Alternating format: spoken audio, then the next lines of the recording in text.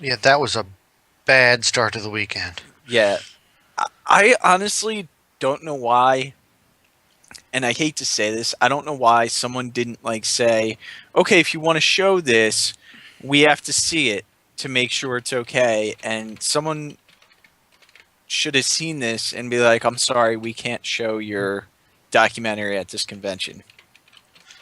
So, did we talk to anybody else and get their opinion on this? Everybody we spoke to shared. Ah,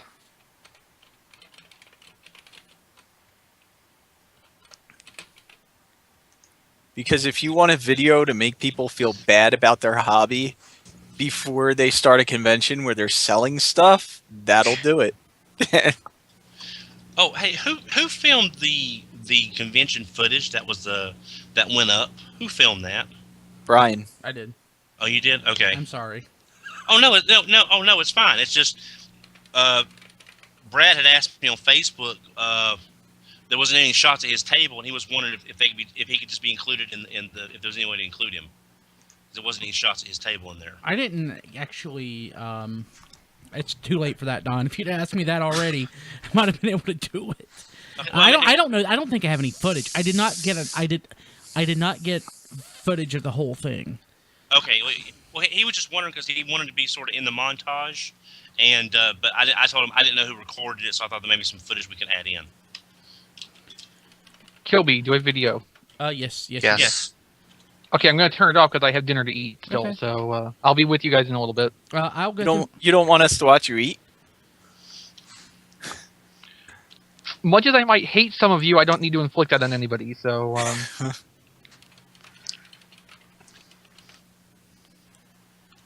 And Brian, I'm going to apologize, man. I didn't realize I was doing some wrong stuff on Twitter yesterday. I didn't realize I was doing so wrong. I didn't realize you're fine. You're responding to Rob. I thought you were trying to say, "Hey, be on the show," blah blah blah. You're trying to schedule everybody. No, I just didn't want anybody to miss out, from their, if they didn't need to. Finally got them transformed. yeah, it doesn't take long.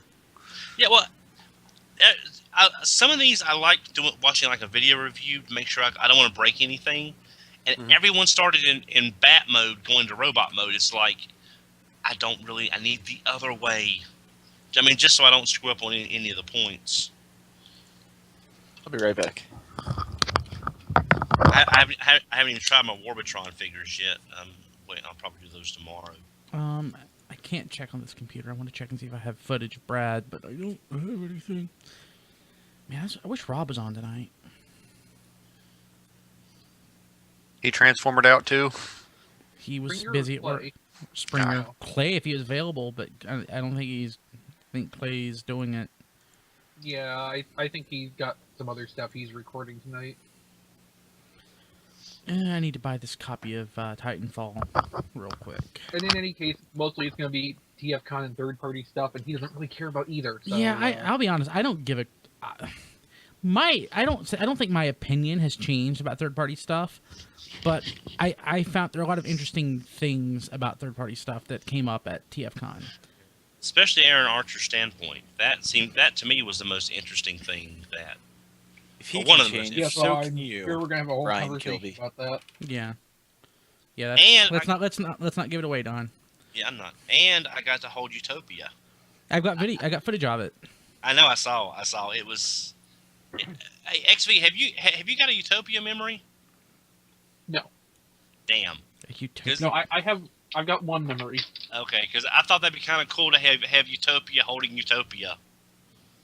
I am completely lost. I do not understand what this means.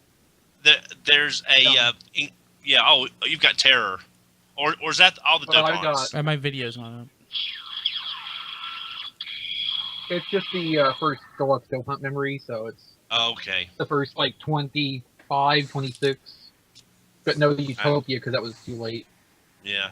Nah, Brian, in Common Rider a couple years ago, they used like USB sticks to become the Common Rider and the monsters, and one of the Common Riders was evil, and his stick was called Utopia.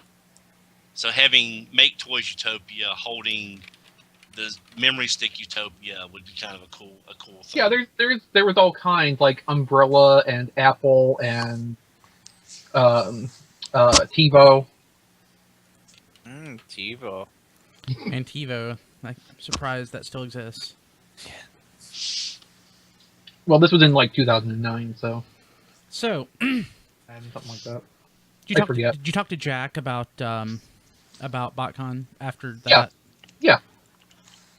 Any BotCon coverage for T-Formers? Yeah. Sweet. Yeah. As long as we can get the travel stuff worked out, which I mean we're both working on. We are streaming now, by the way. Okay, so as long as the travel stuff can work out, should both be there. Awesome. And we should all be there. Well, hopefully. Oh, well, maybe I won't then. Rob's iffy. Well, Rob Rob's Springer. gonna. Oh, Rob we Clay. kind of need to have less Robs. I mean, I don't want to get rid of either of them, but one of them needs to like change their name. Yeah, it's true. Which one's older? How old is Rob Springer? Rob Springer is slightly older. Okay, like he was born in '78, I guess, or just earlier in '79. He was born in '78. Okay.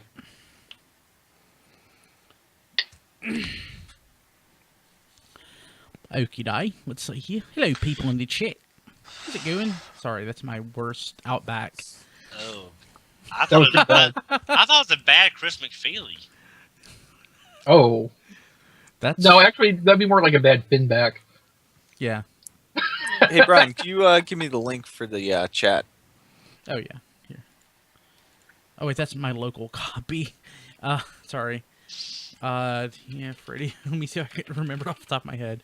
Ustream changed their main page. Storage. Now it's even harder to find stuff through HTML, Ustream. Chat 2.htm, I think.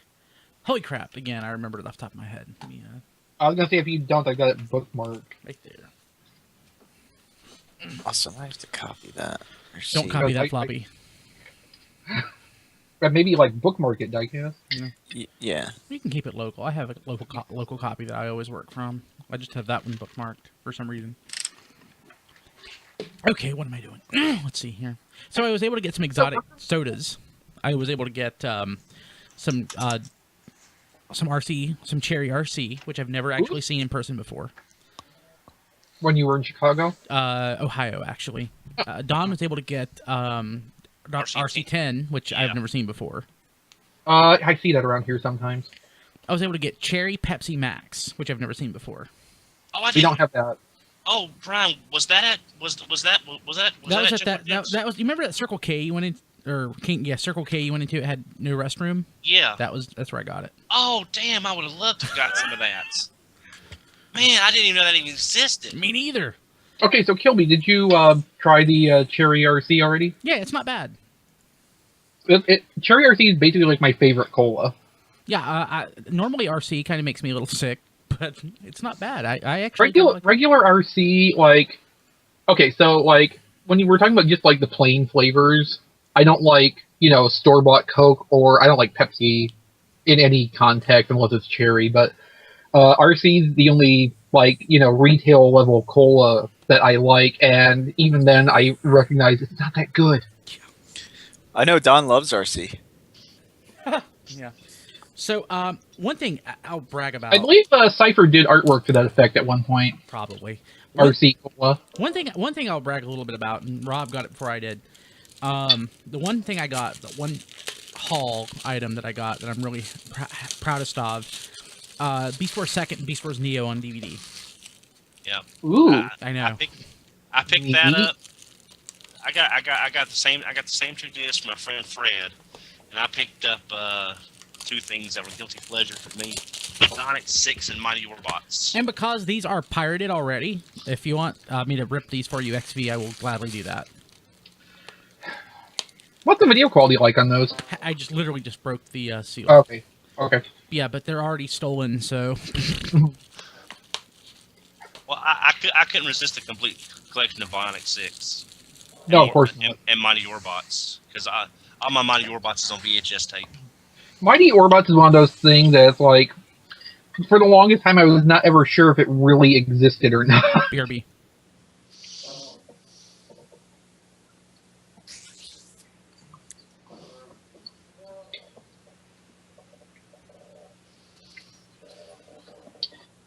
So who had time to play with any of their third-party stuff yet?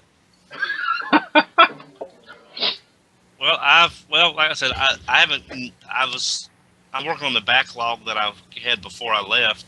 I'm going to open up my Warbitrons tomorrow. That's Columbo, right, Melvar? Yeah, Columpio. Columbo, yeah. Yeah. That was Yeah. Columbo. The Triceratops is Rockford. Yes. I guess Swoop is going to be Magnum. Nice. And then Snarl can be Kojak. Which one's going to be Angela Lansbury? That's going to be Grimlock. Grimlock, yeah. Well, you've also got Matt. You could be Matlock too. One of them could be Matlock. Well, there is going to be a sixth figure, so. If it's Matlock, there'll be a whole bunch of old people following him around. Well, if it's Angela Matlock. Lansbury, there'll be a whole bunch of old people following her. Yeah. My Right parents down- used to watch that when I was a kid. My grandmother loved Matlock. But, I mean, that was the target audience, so.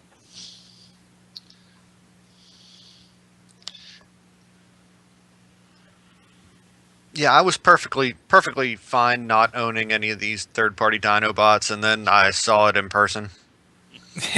Oh, I wonder whose fault that was. And then goodbye. I don't know, but he's a jerk. He is. Well, that you can't blame me on because I'm buying Fans Toys version, so you can't blame me on that. Yeah, that just means you make bad decisions. I like. I don't know who would have one of those lying around. I don't know. I do kind of like their Stegosaur, but you know, I think I'm happy with the Fans Toys just because of the scale working with Grimlock. But those there are awesome. I mean, I kind of wanted to mess with that one, diecast. I just never got a chance to sit down and catch my breath and see and fiddle with it and look at it. Well, you saw what happened to me. I was like, I can transform this without looking at the instructions, and then I untabbed some stuff, and I was like, oh no, I can't. And I tabbed it back together and put it off to the side. Yeah, Columpio's not bad. He's fairly straightforward transformation. Yeah. Kubrar is unknown as of this point because I haven't taken him out of the box since I've been home because I didn't get. You're only blue-bodied for the convention exclusive one, right? Yeah. Yeah, same thing they did for the Columpio for TFCon Canada. Well, the Columbia was just like chromed in different places, wasn't it? They didn't actually like change the colors outright. As far as I know. Yeah. Well, there's also the Diaclone driver versus the regular. Well, yeah, I'm just talking about like the deco difference between. And the guy from Fans Project actually liked my idea that I gave him. What was that? That was he told me they're going to do all 5 dinos exclusives, you know, in like the chrome and like they've been doing with the last 2 in the Diaclone colors. And I said the only thing we don't get is the weapons. So after you do all 5 Dinobots, why not do an exclusive set of just the little weapon guys in a pack? Because that's the only thing we're missing out on. Well, and I also think, like, along the same line, they should do some kind of release of the little Diaclone dude molds. You know, even just completely different decos and not associated with the dinos, but... Yeah, I'd be fine about if they that did. too. Yeah, I'd be fine if they did a different deco, but I don't think it should be the same deco as the ones that are in there. Well, I don't think you should get the little melee dudes then. Well, hey, you they're had a different chance to buy the little Diaclone guys while you were there. They just came with a, $120 dino. I just think those little Diaclone figures look neat, and I especially like the magnets in the feet, Yeah. because magnets are like, magic. I'm just glad I got to talk to the Mastermind Creations guy, and that we are actually getting a great shot next year. They're still working on all the tooling and everything, but that really makes me feel good because that's the one version of that Hexatron mold that I wanted. I'm happy that we got to see Function X5. Oh yes. and it looks awesome. Yes. with his truck cab chest. Yes. But it's totally a truck You cab. saw that. That's awesome. I said that to Rob Springer. I was like, do you think they did that just because they're going to repaint it into, an alligator con? Well, as much as we've talked about it through the last 6 months. Well, and if you go back to the CAD 6 model, months, the last 2 years. if you go back to the CAD model, it basically looks like that anyway. So they already had that in mind. Mm-hmm. Remember at TFCon 2012, they actually showed the color render in Optimus Prime colors first. Yes. I do remember that. That's what got us all excited.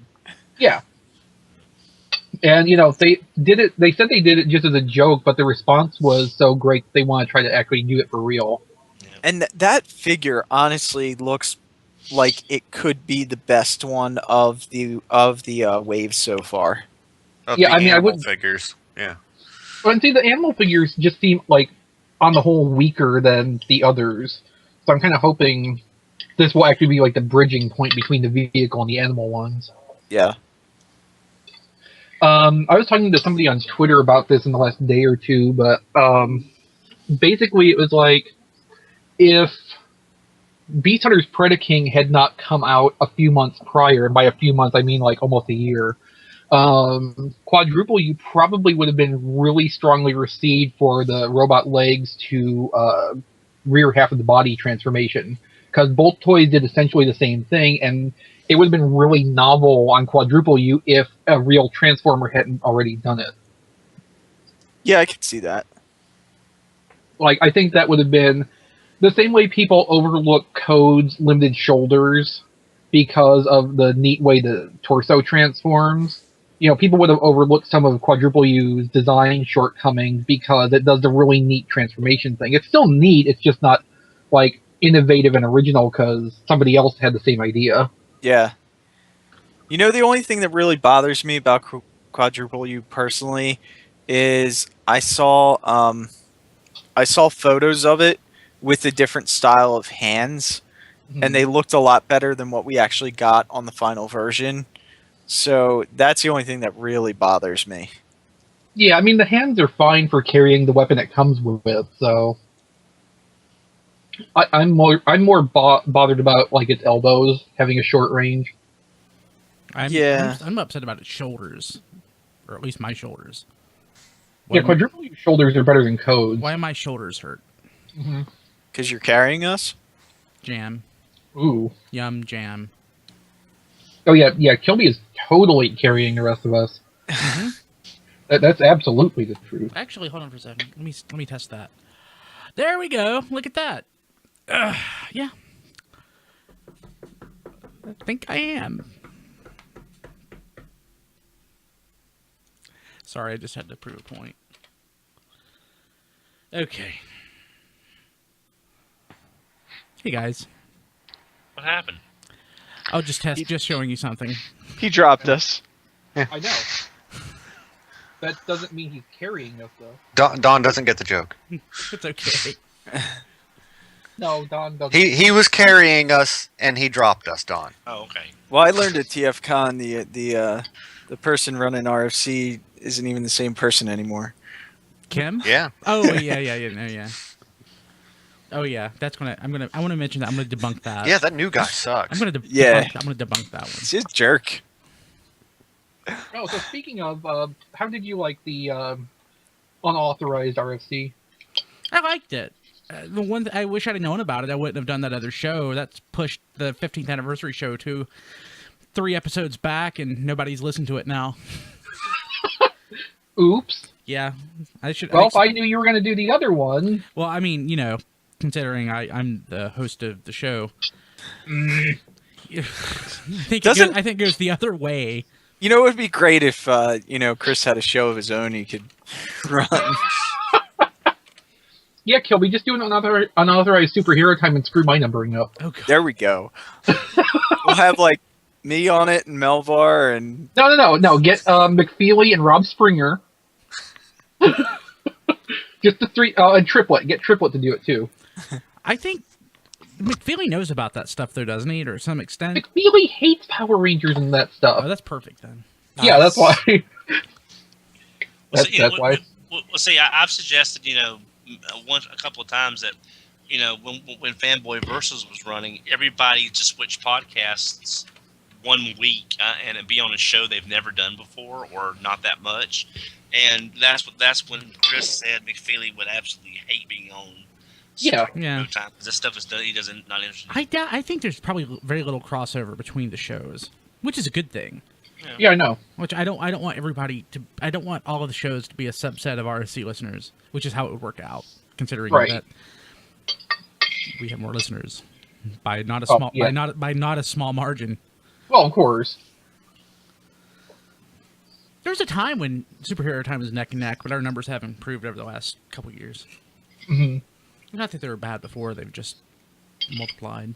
Well, my show basically keeps its core audience. Yeah, you have a very strong core audience of Don. And Massey listens. Massey Omar listens on occasion too.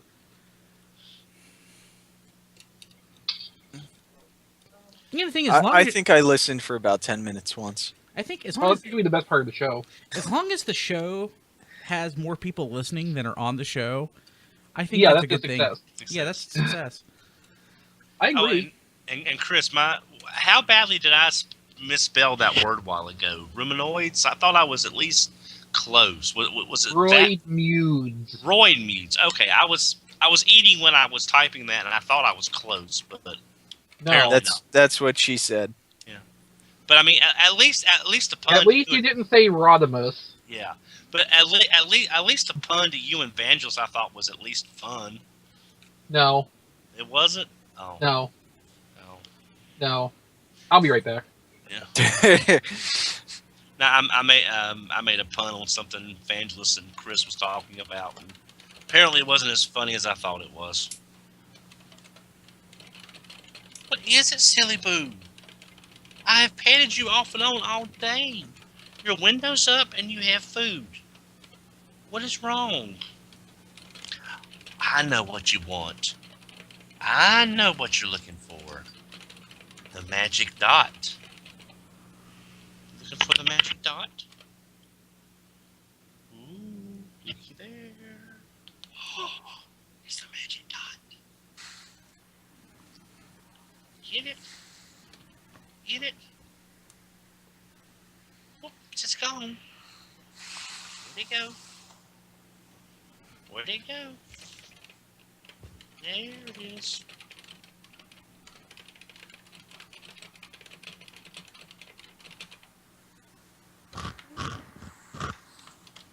Laser pointers.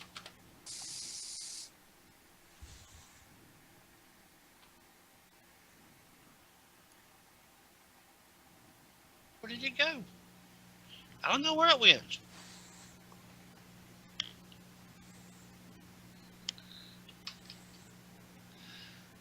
Oh. I thought about picking up some of those Toy World Bumblebees, but I decided not to at the last minute. I guess that was a good thing. Which one? The Toy World, not the Toy World. The Impossible Toy. Yeah, the Pop Toy. I wanted a Wasp, kind of, but I like mine for $10. Yeah, Nick and Dan bought a bunch of them too. Like, Yeah. hey, But I it's was- not great, but I mean, it's a third-party figure for $10. yeah. But my suitcase was literally stuffed with as much stuff as I could get in it. I don't think I had any extra room. Oh yeah. Oh hello, Massey. Hey, Silver. Here's your pet. Nobody wants to see the Massey. Internet famous Massey. See? So, Melvar, I was originally right with my theory. Those are decals. Yeah, Dan was looking that up on the ride home. Yeah, it's Oh. just a like a covering over them.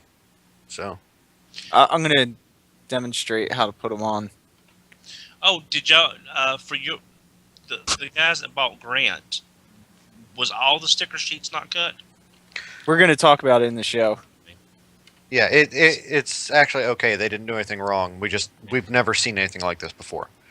See? I have because I worked around cars. Yeah. See, everybody's here to see you. Then I was like, oh. They don't care about me. They're here to see you. So how brutal was the attack when you picked him up from boarding, Don? He's actually been very loving the last couple of days. I think he was just more glad to be home and settled than anything else. He's been a pretty good boy. I gotta take him out for a walk tomorrow. I didn't take him out for a walk today. I didn't feel like it.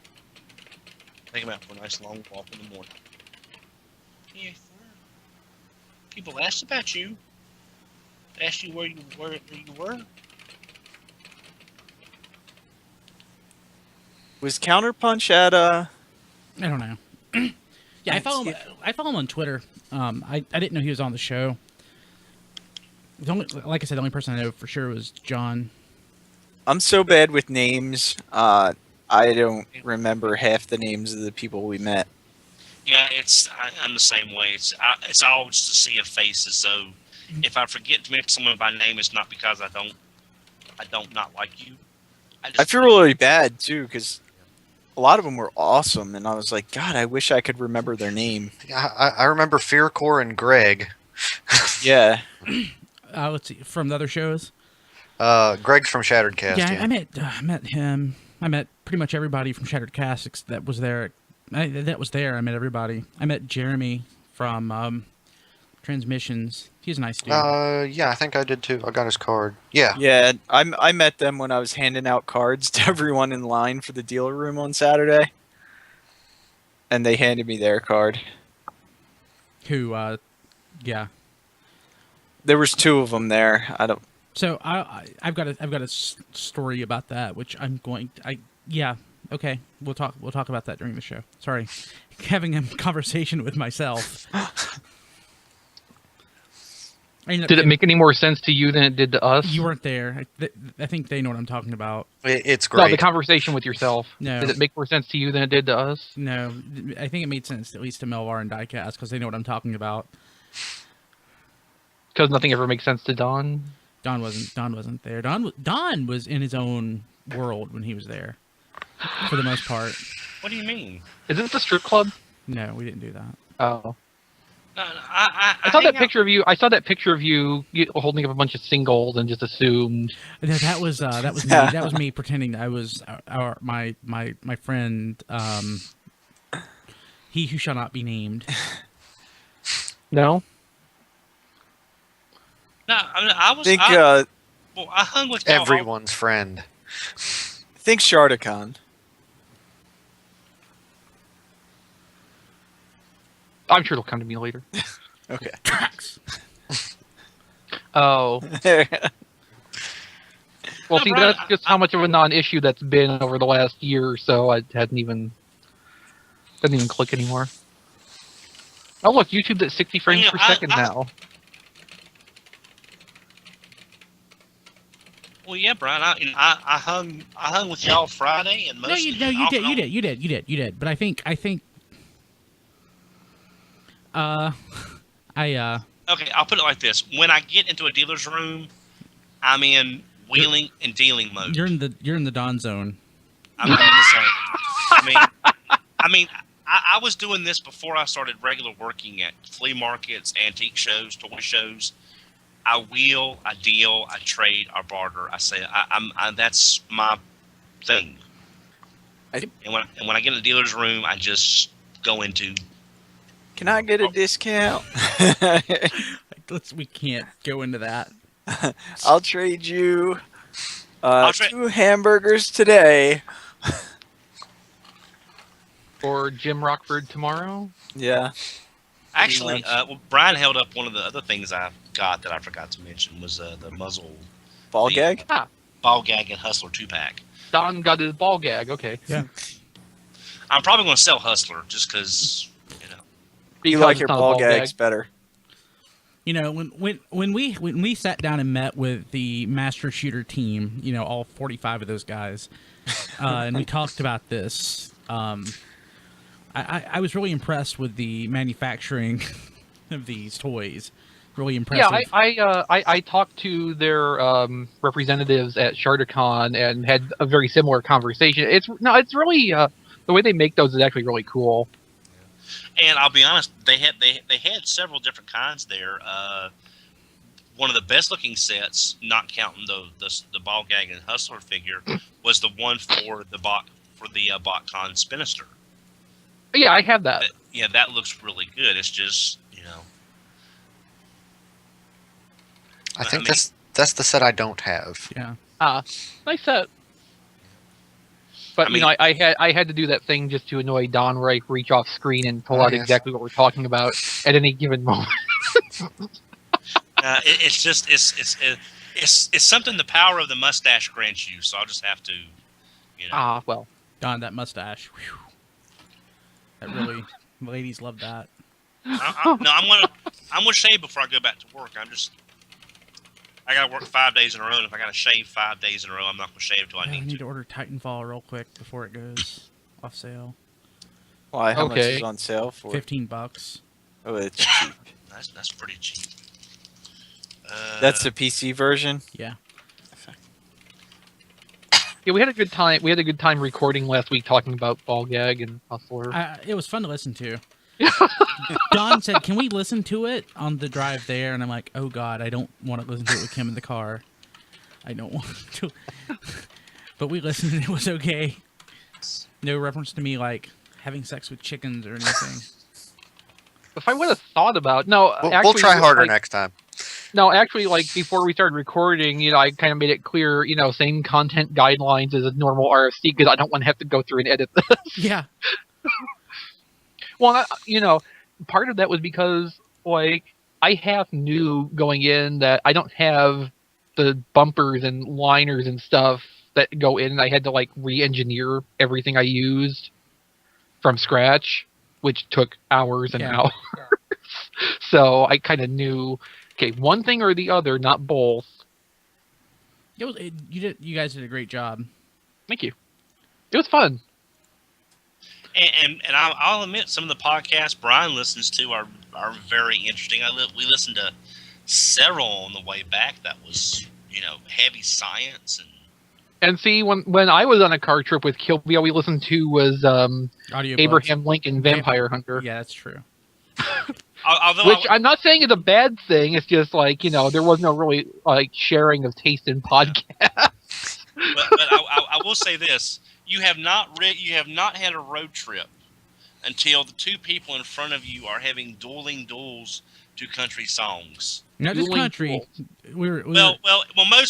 Mostly country at the beginning. Then it went into rap and some other. So things. what we were doing, so Kim has a tragic childhood. So I have a playlist on Spotify called Kim's Childhood, full of like all of these terrible country songs from when her mother and her father went through a divorce.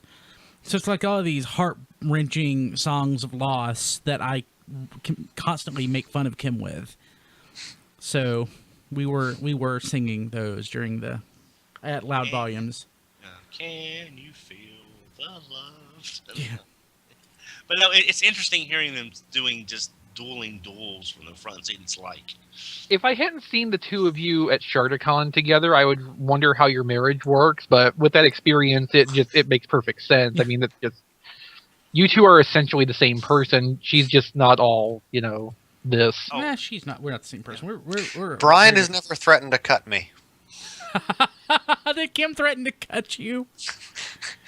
Kim threatened to cut us all at one point or another This over is the true. weekend. Yeah, I'm pretty sure. oh, hey Brian, I got to step away for a second. Tell them about the chicken. So It was a chicken, I tell you, a giant chicken. So this past weekend, this is a rural area, but I don't know anybody who has chickens. But through the hedge between my lawn and the next lawn, I heard something coming my way, and I thought it was a dog. It was a chicken. And it's been harassing my dogs that live in this 30 by 10 kennel, my two 80-ish pound pit bulls. Not pit bulls, boxer bulldogs, sorry. They're boxers, not pit bulls. And between Saturday and Wednesday, they managed to almost get out. So when Dawn got to our house, Charlie, the smaller dog, he had almost worked his way out of the kennel by basically breaking through the chain link. So I had to scramble to fix that, to patch that up before we left. And basically by Sunday, they had actually dug their way out. And I live right on the highway, and cars go like 70 miles an hour past me, so the dogs stay in the kennel because I don't want them to get hit. Right. So I was kind of freaked out about that. Yeah, the chicken's still out there. So basically... Did they get out? Yeah, they got out. Really? Yeah, but my brother-in-law came over and quickly he put something in the hole that they dug. The next day I refilled those holes with cement. And patched up the fence. So, yeah. And so here we were trying to go Wednesday evening, and I can't do anything to help. I've nothing I can do, and then the chicken comes back. Yeah. So I grabbed a broom and chased the chicken into the woods. It was pretty great. Get out of here, you chicken! That's what I said. I was just like, and I told Brian, said, he said they thought it was a feral rooster from some farm. Feral. I said, there's your next third party. Feral rooster. Feral rooster. I thought that was really clever.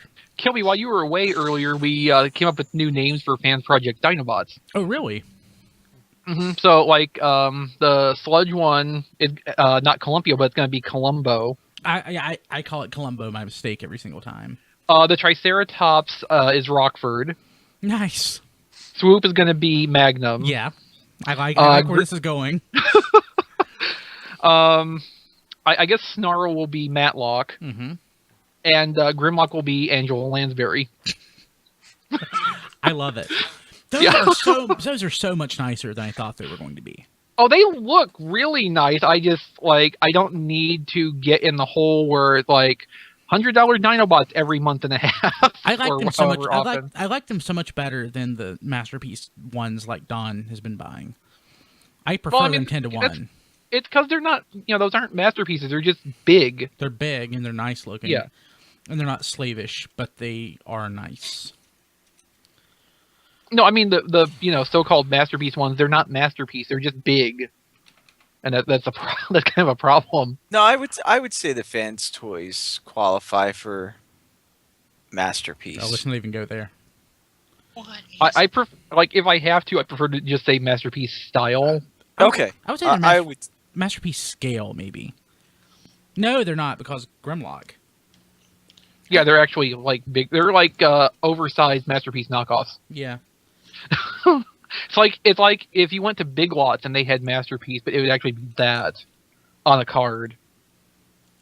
Oh, speaking of stuff on a card, did y'all see? For those of y'all who weren't there, did y'all see the shots from? I want to say it was from the same company. It was Make Toys, I believe, that had the G1 Dinobots in just dinosaur mode, so you could redo like the whole Grim Dinobots versus Devastator with that green Devastator vinyl figure they had. That's not Make Toys, but I don't remember who it actually is. Okay. But yeah, I know what you're talking about. Yeah. Well, Brian, remember the table on the far left of the building? The big Action Master Devastator figure. Oh, you mean the thing? Yeah. David had Action Master. David had one of those too. Yeah. I was tempted to buy one of those Devastators, but David has those on at Toy Hell. I didn't realize Toy Hell was still up, but he has those up right now. The set of 3 for $240. Yeah, but I held Utopia. That was nice. So during the show, when we mention Utopia, I'll cut to the video. I'll have our audio running under it, but the video of you holding it. And when we mention Brad, I'll see if I can find video of Brad's table, and I'll run that. Well, shouldn't you find that now? I don't know if I have it. I don't know that it exists. Okay, you're gonna do that in editing. You're not gonna post. do that through. I'll do it in post. XSplit. Yeah. Never mind then. I thought you were actually talking about doing that live, since No. I know you don't really do that anymore, but Yeah, it's a pain in the butt. well, I understand. Yeah. Okay, let's see here. Seeing Ender was really nice. Yeah. Oh, and for anyone interested, I did not hate Cards Against Humanity, but I'm sure there were some cards that would have made me a little. There were cards. There are words you can't say in front of females, Don. It was pretty hilarious. Yeah. But I had a few. I won like what, 3 black cards, 3. Was it Czar cards or something or whatever? When The your winning cards card, are, basically. Yeah. You won 3 times, basically. Yeah. But Kim is more offensive than all of us, so. Yeah. Kim won. Did Kim won? I'm not- Yeah, she did win. Yeah, she had like 8 wins or something. Yeah. Well, that happened in Charlotte too. So Did Kim win in Charlotte? Yeah. Oh wow, I couldn't remember. You know, I actually kind of like Hill Jumper, but Bump kind of sucks. Oh yeah, I should grab my What- Tetrajet if we're going to what- talk about that stuff. Hill Jumper or Hell Jumper? Hill. Hill. I thought they called him Hell Jumper. I I mean, it sounded like you said Hell Jumper. That's an awesome name. Hill. Yeah. Hill. Especially with Yeah, him I'm still being hearing turned- Hell. Hill. I'll just give it up. Oh, let's see. Is it different? What the fudge? I was gonna say, especially with him being turned into a zombie. Zombie. Okay, I'm set. Ugh, it's so bright. That's the best part of it. Yeah, they still had a bunch of those they were trying to sell at TFCon too. Yeah. Someone 20 said they bucks? were $15. They were. It's like real cheap. Yeah, the Tetra For Jets. $15, I'd probably buy one that I didn't have. If you didn't have one, Well, I mean, I'd probably buy one that I didn't have. oh, you'd buy another. Wow. Yeah. Well, like the Conehead variant has a better face on it. That's actually that's in terms of visual design. I guess I'll say the weakest part is the face sculpt on the regular ones. I have one of the cone heads, and I definitely wouldn't buy another one, even for Well, $10. I didn't even buy the ones I have. I got those for free, but You got ripped off. Somebody should have paid you. There is a cost for them because they're taking up space, and that space Yeah. is worth money. Well, you know, there are some things that I wanted to go back and talk to some people about, but it's just, I figured with all that I've got on pre-order, and if I am going to get Utopia and Quantron, plus all the stuff I bought, you know, I was able to sell enough of my stuff to help offset the Orbitron figures. But I decided to let some of this, like TF Source had the Super Robot Jigokin Galfy Gar.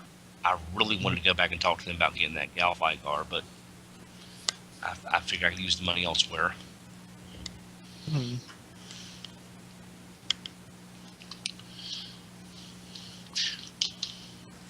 Hey, Don. Hmm. Can you tap your microphone? Okay. Someone's audio is bleeding through pretty bad. I can shut my window, but there's a Massey in it. Okay. That's fine. Oh, do you have a fan on? I don't know. Okay. No, it's cool enough outside. It was 81 degrees here yesterday. And it's going to snow this weekend. Really? It's calling for snow here. Dang. Yeah, we got like 2 cold fronts coming through back to back. The coldest it hit on the way back was in West Virginia was like 37. But all the times we stopped, it was never really unpleasant. It was chilly in some places, but it was never really unpleasant. It was unpleasant. It just wasn't cold. What was West unpleasant? Virginia. Yeah, what was unpleasant was that state. I can't even defend it. It's true. On the West Virginia Turnpike, we did hit an awesome sheets. Like we had a bad experience on the trip up, so now Nick from the chat, we can't even, like, West Virginia is whispered in hushed tones. So West Virginia. yeah, he have to doesn't make even sure want to we say it mention, anymore. like, Yes, A couple times. it's West Virginia. Yeah. Okay, you guys ready? We're close. Very close. I'm uncomfortable with this level of closeness. Yeah, because we didn't use dial. Been Or is it such a short? long time. Or is that short? I think I should be going. Time doesn't wait for me. Keeps on. Okay, let's do this. Okay. Episode 390. So it's our Halloween episode, ish. Diecast is not dressed as Robin this year. I'm sorry. Okay, we're gonna have to mention that. Okay. This is Radio Free Cybertron, episode 390, recorded October 29th, 2014. I'm your host, Brian Kilby. With me this week, we have Chris, a.k.a. XV, Diecast, Don, and Melvar. And this is our Halloween episode, and as Melvar just pointed out, Diecast is not dressed as the porno Robin. It's okay. We can just pretend this year he's dressed as like a serial killer suspect or something. Yeah, there you go. Yeah. I had an awesome shirt that I got at the show from the Chosen Prime, and it's actually one of my only clean shirts right now since my wife didn't do laundry, so I'm wearing this instead. The Chosen Prime had a really nice booth. Oh yeah, Yes. Well, at BotCon they had the same setup at BotCon, but it was a little bit bigger, and I would love to have that shelving that they've got for displays and stuff because it was a gorgeous display. Yeah, I just wanted to stand there and stare. It was awesome. It wasn't that nice. It was nice, but I mean, Well, I wouldn't stand there it and was- stare at it. Well, I was staring at some of the stuff they had inside. Oh yeah, that. Yes. I wouldn't stare at the. I mean, looks like there were some vinyl printed logos that they just plopped on the side of a nice shelf. I mean, it's not like. I meant the display as a whole. I know. but- It's pretty nice. It's pretty nice.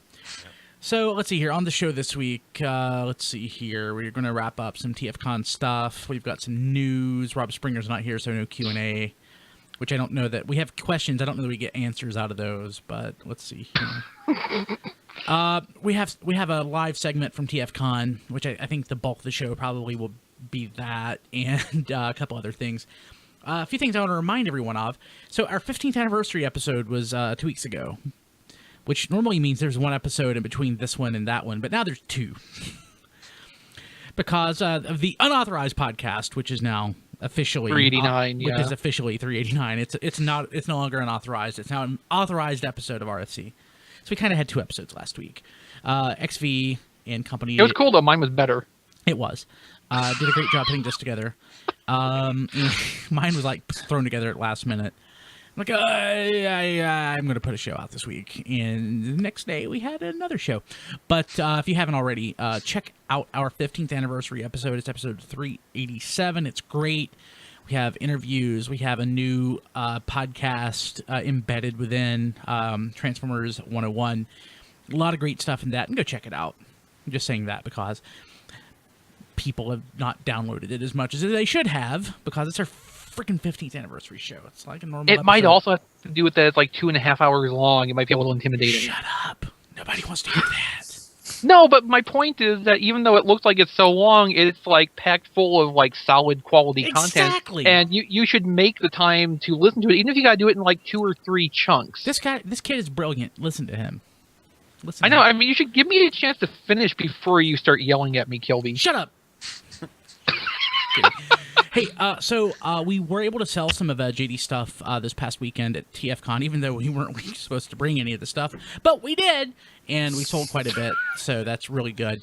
So we still have to go in and update our list of items for sale because we have quite a few things to remove and update, and that will be, oh God, I'll try to get to that this week. And we'll post an update to Facebook and Twitter when that's out there. And many thanks to Brad Russell for hosting JD stuff this weekend at his table. He was a total stand-up dude for doing that, and he's a great human being. Yeah. So Brad, thank you very much.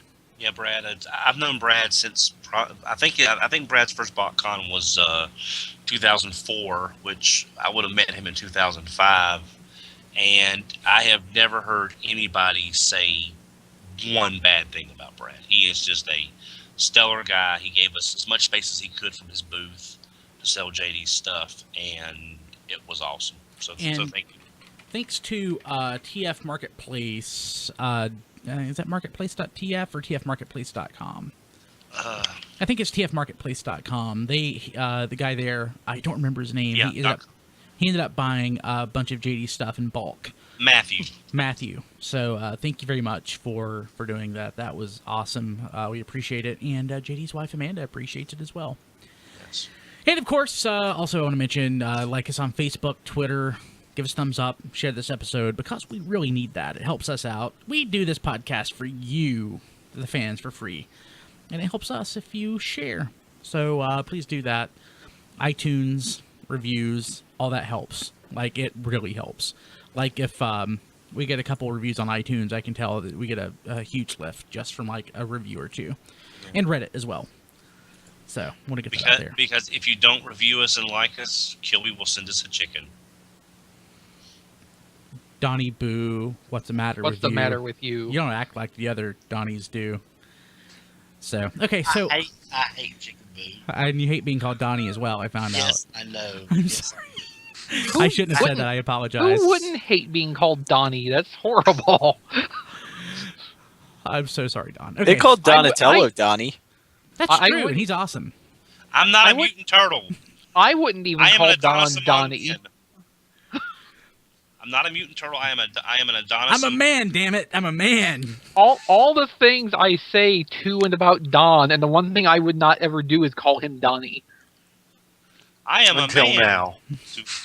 Yeah. Don hates Chicken Boo. Yeah. That was a point of conversation more than once this past weekend. Interesting. And me chasing a chicken with a broom. That actually happened. That happened. I'm helping. I'm helping. Chicken Broom, you and Don go get a room. So, this week in history, back in 1986, on Halloween, the Transformers episode Nightmare Planet debuted. I had to do something Halloween, so... That's cool. Well, That's- that episode is pretty well remembered just for the simple fact of Springer riding Razor Claw in a joust against a giant dragon. I mean, Yep. if you bring up that episode, that's what everybody remembers is that one scene. That's about all I remember. I remember Yeah. the scene, which is actually pictured right here, of Daniel in bed. That's pretty much what I remember. Creepy. I know. So that happened in 1986, so that was 28 years ago? Yeah. Shh. Shh. 28 years ago. So, what TFCon reminds me of, more than anything else, we're old. I can't tell you how many people, this is no offense to anybody, because we're all getting there. How many, back in the day, as a fat guy, I'll even say this, used to walk around, look at all the fat people, or look at all the nerds. Now it's like, look at all the middle-aged dudes. It's like, we've become the G.I. Joe fandom. I don't like that. Except, unlike the G.I. Joe fandom, we are at least getting renewal. Yes. So, I mean, there are those of us of advancing years that are still hanging on, but there is still an influx of fresh fans and, younger and... Yeah, Kilby, you're losing a lot of hair up there, but... that. God, I mean, I'm old. Yeah. Like, I don't think of myself as that old, but my God, I'm old. There's lots of guys with obviously there are tons of bald people. Lots of bald guys in blue shirts walking around this past weekend. But, like, we're aging, and it makes me sad. Dude, I've got gray hairs. I have a couple. Well, it's even worse for me, Brian, because I hear all these people say, like, yeah, I learned about this, this Generation 2 stuff. I had to go back and buy it. Or I learned about this series and went back. It's like, I was there when it was on the shelves. I didn't have to go back and buy it. I bought it off the shelves. It's like, don't talk to me about being old and stuff that you had to go back and learn about and go back and buy. You know what really gets me is like hearing people who say that like Armada or even Energon was their first Transformers series. Other than feeling old, I feel sorry for those people. Well, especially the people who came in on Energon, but of course, with How are they Energon, still fans? I with mean, Energon, they only had up to go. So G1 guys, you gotta look at context. G1, we loved Yeah. it, but it wasn't great. Well, that's it, Mel. That's it, Mel Barth. They started with Armada and Energon and Cybertron. They had nowhere to go but up. I mean, really, if you look at it. If they started with RID, it was all downhill from there after RID. But that's I wouldn't say it's going straight up because you have that high with animated, then you have Prime. well, except like Prime was great. Prime was okay in the first season. The second season was kind of hard to get through, but season 3 was really strong. Yeah, so if you could yeah. if you held out for that in Predacons Rising, I mean, I'm just the giving show Don paid grief. off. Giving I Don know. grief. I know. I mean, if they would have like taken the lesson from Predacon Rising and like taken the kids out in season 2, it probably would have been a lot better. It would have been a lot better. That was my There favorite was- part of Predacons Rising. There Yeah. was episodes where the kids were worth their while being in it, but there was more episodes where they weren't worth anything. So Now I've said this before, and in all seriousness, Which was like most episodes. two episodes that I like among the best out of all of Transformers Prime are Miko focused episodes, and both were written at least in part by Margaret Scott because she got Miko and what she should be in the show. You know, it was the episode where Miko and Wheeljack go hunting the Insecticon that hurt Bulkhead, and then the one in season 3 where Miko wears the Apex armor, and Chain that's of that Yeah. was the one I was fun. thinking of. Yeah. Yeah. But I mean, those were, you know, 2 really strong episodes and the best use of Miko in the entire series. Yeah. So, Yeah, and you know, I give Don a hard time, but with the right writing behind them, the kids had their worth. And I'm just gonna say this as a quick tangent without getting off on it. In Robots in Disguise coming up next year, I hope they tell us exactly how far in advance after Prime ends. I can understand them leaving it ambiguous as far as not placing it in a certain time frame, but if it's within the lifespan of the kids, I hope it's not. I would like to see at least what happened to them after Prime, just because as characters they deserve some sense of closure. No, they don't. Since they were complete from a writing standpoint, I think they do. Did I ever get closure on Kicker? No. Did you So want you don't get on closure Kicker? on any of your guys. What about Did Daniel? Did What you about want closure Spark on Plug? Kicker? Yeah, Sparkplug. I mean, we got no closure at Sparkplug. Don, let it go. You know what? No. Great writers don't give closure. Okay, so And we did get closure on Daniel. Him and Wheelie died fighting the Nightbirds. died fighting the Nightbirds. Yeah, The BotCon the comic. BotCon, Uh-huh. yeah, the- Okay, I was thinking, I'm like, Headmasters? What? which Yeah. probably made a lot of people happy. I hated that. That was Tengu wrote that, didn't he? I think. Yeah, I love him, but man, that hurts. That hurts. Like it kind of had to be Tengu because of the Teenage Mutant Ninja Nightbirds. Also, I love Rob, but my God, I like Wheelie. I really, really do. I have to admit, I really do. no, but I mean that was just kind of like the thing he does, where he like completely harpoons stuff people get hung up on, like Nightbirds and Daniel and Wheelie and Yeah. etc. Hey Rob, you're an awesome dude, but man, I love Wheelie. Hate that. Okay, so let's see here. Really quickly, want to run through a couple of things from TFCon. We have a lot of pre-recorded content that's going into the show, but one, we got to meet lots of fans. That was really surprising how many people actually listen. It's gratifying, but it's surprising that so many people listen. Oh yeah. So it was really great to meet guys like I don't even want to go into all their names, but we spent quite a bit of time with Ryan. He was cool, and I wrote other people's names down and I can't find it. I remember people's like Screen name. Twitter names. So there was Fear Corpse, and there was like And Dumpster J. Dave, or Jay. That yeah. was Justin, yeah. A lot of people. Yeah, Fear Core. We met Fear Core. A lot of people. And I'll say this. So a lot of fellow podcasters, and I learned that Transformers podcasters aren't in existence to drive me crazy. They're real human beings, and they add value to the fandom. So everybody here knows that I'm like hyper competitive, like just a little bit. But it was awesome, like meeting other Transformers podcasters and getting to know them as people, like Jeremy and company from Transmissions, all the Shattered Cast, Uncut guys. Even met a couple people that I didn't know from WTF at TFW. And I might have met some people from the Twincast podcast. The only person I can actually ever remember who's on that show, though, is John. I did get to see John, though. John's an awesome dude. But yeah, so a lot of people listen to the show, or a lot of people at least know of the show, or it kind of holds an interesting place in the fandom because we're the first, and I don't want to say most popular, but probably at least one of. And so a lot of people, there are things that people think they know or know. Like one thing I found out, somebody overheard and alerted me to a conversation about the show, saying apparently the guy who started RFC is no longer with it anymore, and they don't even know why they keep the name RFC. And I'm like, I don't remember being replaced mid-series. so I kind of slyly walked up and introduced myself and just started talking. And it's like, hey, I'm Brian Kilby. I'm host of Radio Free Cybertron. I just had my 15th anniversary show this past week. I mean, can't believe I've been doing this for 15 years. That was totally obvious what happened to those folks, but it was still kind of cool. But yeah, a lot of people knew of us, even if they didn't listen or they listened occasionally. So pretty stoked about that. Really gratifying knowing that people actually pay attention to what you do. Yeah.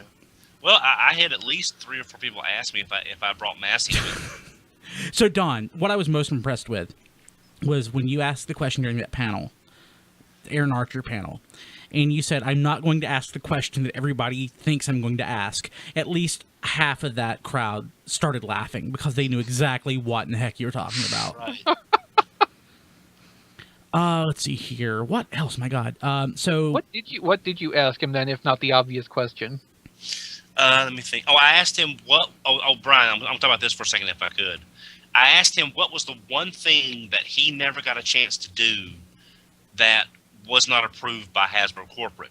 And apparently, at one point, they were working on making an Optimus Prime Shogun Warrior style figure with launching fists. He talked about that when we plied him with Cheerwine at CharterCon. Oh, I didn't know that. Yeah, I thought that sounded familiar. He was totally talking about how he loved like the Shogun Warrior style figures and actually tried to make a an actual Transformer one, but it never went through. And he said, it's going to have, and he said it was going to be engineered so that it had rocket firing fists, and it would come with this one little part that would wind up being lost. It wasn't meant to be lost, but it's just that because all the Shogun Warriors had this one little part that you would lose, like Godzilla's tongue or something else off the Shogun Warriors. And I now want that. I don't have any Shogun. But I want a Shogun Warriors Optimus Prime with launching fists. That would be kind of awesome. Yeah, that was interesting. I would like to have seen that. But when Aaron and Rick were talking about Play With This too, and we'll get into that a little bit later, I'm really excited about that. And I was talking to Trent yesterday. I think we're actually, I need to find out when you guys are free this weekend, if you are. I wanted to talk to Trent next week about some of his Shapeways stuff and 3D printing because you remember, we've talked about doing that Shapeways segment, and Trent said, hey, you want to talk about Shapeways? I can tell you about Shapeways. I'm like, okay. But yeah. I think we'll talk to Trent about that. And then toward that Play With This 2 Kickstarter, we'll probably get Trent, Rick, and maybe Aaron on and talk about the Kickstarter and all that. I could do it now, but they've interviewed 4 or 5 other people at this point, and I want to do something a little different. I don't like doing interviews that much if people haven't paid attention. It's kind of weird, but that's what other Transformers podcasts are out there for. And again, they are real human beings and not automatons or robots who are out to get me. No, I really enjoyed hanging out. We spent probably the most time with the Shattercast guys, and they are awesome dudes. They and I think they want to steal Rob Springer from us, so I'm going to have to keep that from happening. Who doesn't want to steal Rob Springer? I know. I mean, we were lucky TFYLP only wanted Don. I know. Oh yeah, I forgot about. I got to hang out with Duron a little bit, and yeah, he was there. Who else? Proto Man. Oh yeah, Proto Man. Daniel and Plasticon was there. I didn't meet Plasticon. Yeah, I didn't either. Yeah, I didn't meet him. I didn't even see him. We did talk to Megamus though. Yeah, Megamus was there as well. Yeah, So lots of Transformers podcasters out there. Yep. And shout out to Proto Man. I know he's part of the TFCon crew. They did a great job. I was super stoked. Yeah, everything ran smooth. Oh, and I'm gonna say this, Brian. I mentioned it to you once or twice. The lady running the panels, and you remember her name, Oasis. Right? She did a great job. Oh God, she was stellar. She was quick. She was swift, and she stopped the drive-through questions. She's smart. She's funny. Don had a crush on her. No, I didn't have a crush. I'm just saying it's nice. It's all right, Don. It's all right. Admit it. That's all we heard the whole time. Oasis was so good. Awesome. I loved her. Oh, so she Brian, was do you think great. she would talk to me? No, this is natural. It happens to everybody at one point or another. I mean, you don't need to be embarrassed. No, but she did a great job. I was Yeah. really impressed with the panels and how well those were put together. But yeah, let's see here. What else? I wanted to mention a couple. Oh, Other okay. So I want to jump ahead a little bit here to one of these other bullet points. Supernatural Con. So apparently the Supernatural Con was there, and it was like wall to wall girls, like Yeah. And their moms. and their moms, like teenage girls and 20-something girls. So this was. There were quite Sounds a- about right for Supernatural. The only people that I know who watch it are Chris Triplett and our friend Ricky. I don't know anybody else that watches that show, and I was surprised that it was all girls. Yeah. Well, the two leads are fairly attractive guys, I guess. So I guess that's why there's so many people that do watch, so many girls that watch it. But I mean, they were. Too I easy, talked. Don. Too easy. I talked to a few of them, and they said they were having a great convention. They had all the stars there. They're in their 10th season, which is 10th like, season. Really? Yeah. So- Wow. So some of what I overheard from people at TFCon is that the Supernatural Con also was like super expensive to get into, Oh, and there was actually like prominent postings around that you could not have like unlicensed merchandise for sale or anything in the Supernatural Con. So I guess it Oh, was the really? official. Was it the official Supernatural convention? Yes. oh, okay, well that so instead of being a fan convention. It was actually, I think it was larger than TFCon. I'm not And that's what positive. people were saying, and like there was some bafflement to that because it was so expensive, and you only like trade official stuff, and I mean there was a bunch of restrictions on it, but it was still like bigger than what TFCon ended up being because Supernatural, I mean, much wider appeal than Transformers. So yeah, that just kind of amused me through the course of the weekend, hearing the secondhand stories of that. Yeah, it was interesting, but I kind of get judgy. I don't know if anybody knew that, but Kim was giving me crap for like judging the Supernatural Con. It's like you're at a Transformers Con and you're 35 years old. Yeah, but they were cool and they respected us and we respected them. There was that mutual respect, so it was pretty great. Nice. Okay, so So it wasn't like the Hot Wheels convention. oh, in, that was the worst Florida thing that ever. time. You weren't there. Were you there for that BotCon? Me, no. Okay, that must have been 2010. I was thinking it was 2012. Yeah, 2010, 22. Oh so. my god. Okay, that was terrible. Yeah, still not as Yeah, bad. that was Disney BotCon. Yeah, Disney BotCon. Let's see here. Oh, and Chicago is pretty great. The pizza was good. The Willis Tower, which is formerly the Sears Tower, was.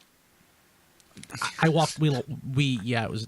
I didn't stand on the glass. It was enclosure. frightening, wasn't it? I looked down over it, but I couldn't stand on it. Not because I thought it would break. Because I know it wouldn't. But there's always the small chance. I know it's just that little like voice in the back of your head, which is like, I can't see anything below me. This is wrong. Yeah, but I'll admit it was some spec. oh, you could see plenty of stuff below you. It was just 103 floors down. Yeah, No but more. it was just some spectacular views from the top. I mean, It just was. I thought it was going to be taller. No, I mean, like, one of you tweeted a picture from up there, and it's like, I don't think I would have gone up there.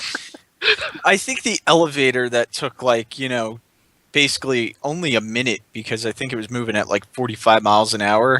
I think that's basically what took away how high we actually were. If we would have climbed that or went on a slow elevator, we'd have been like, this took climbed forever. that, you would have died. Yeah. when it's Or, 2,000.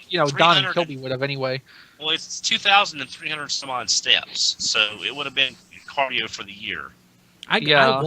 I walked at least. I walked 7 miles that day, and I think 5 miles the next day. So there's quite a bit of walking going on. Yeah, and the train getting to the Sears Tower was an adventure. And you slept on it. That's the first time you've done the L. I was surprised that you didn't do it when you were in Chicago before. Well, But you last told me time- you never leave the convention center. Yeah, up until 2005, 2006, I was mostly a dealer room. I went to some of the panels, but I was always in the dealer room buying, trading, and Staying in the dealer room of any convention is my idea of hell. Well, it was me. It's like whenever I go to a comic convention with Chris Triplett, that's all he wants to do. And I'm Well, like, that's the I thing. hate this so much. And like, I can't really imagine having the convention experience where like your entire focus is within the walls of the convention itself. You know, I want to go and do stuff in an area that I don't go to ever. You know, with people that I see if I'm lucky once a year. Yeah. Well, see, You know- but again, I wasn't a visible part of the fandom. I mean, I wasn't on ATT anymore. I was on some boards, but you know, I really didn't have anybody to hang out with. In the collective consciousness of the fandom, you were a visible member. Right, but I'm saying I didn't have a group of people that I knew all these people by sight, but I wasn't part of any cliques. I don't So think Kim quite understood how visible you were until half of that audience laughed when that question came up. But I mean, People think I'm joking when I say that you're like internet famous amongst the fandom. You're the headmaster Don. yeah. But I mean, now Yeah. that I've got a group of people that I hang out with and You got a people posse. people that I know, A couple want of them, to actually. I want to do Yeah. more, you know, than just. I'll be honest, and this will sound egotistical, and I don't mean it to sound that way. I have most of the crap in the dealer's room, and what I don't have, I can't afford or don't want. So having been to Don's house, how many people raise your hand if you have a Grand Maximus and a Fort Max beside of your bed? Well, not beside my bed. It's in my office. I but can't. You have a Grand Max and a Fort Max. I just got a Grand Max. No. You have a fake. No, you have the Toy World. You have Grand got Max. We're talking. Grant. You have That's- Grant. That's not the same thing. Don has a real, honest to God Grand Max beside his bed. That he bought for like $25 in 1973. I'm sorry. No. I'm sorry, Don. You I know I have know. to make that joke. In Don's office, there are a lot of things that I would consider holy grails, and they're just laying there. And I'm like, I want this so bad. Okay, so while we're on the Don tangent here, Don, no, this isn't bad, Don. This kind of relates to the obvious question thing. I put something in the Skype chat. Have you had a chance to see anything about this since you got home? We talked about it on the drive there. Oh, mentioned yeah, it in because the you would. podcast. Oh, yeah. Okay, so Don, I wanted to get your thoughts on this because I mean, So what is this XV? Why don't you tell? Okay, so last week, I talked about this on what's now 389. That the person who designed Generations RC, at least in some portion, in like 1998, designed for BotCon Japan a custom scratch build transforming RC figure that is remarkably similar.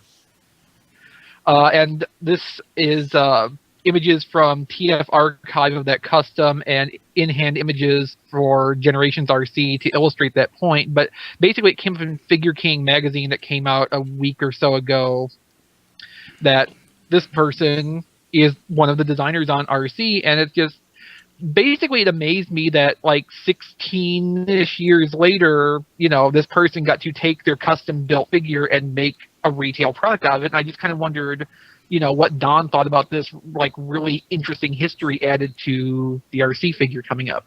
Well, the thing of it is, it just sort of expands on the one fact: why did we have to wait so long? If this figure was in existence and they had this to go by as a model, as what they could do to make the figure look like the G1 character, why did it take so long? Because they had a blueprint to go by sitting right there on somebody's shelf.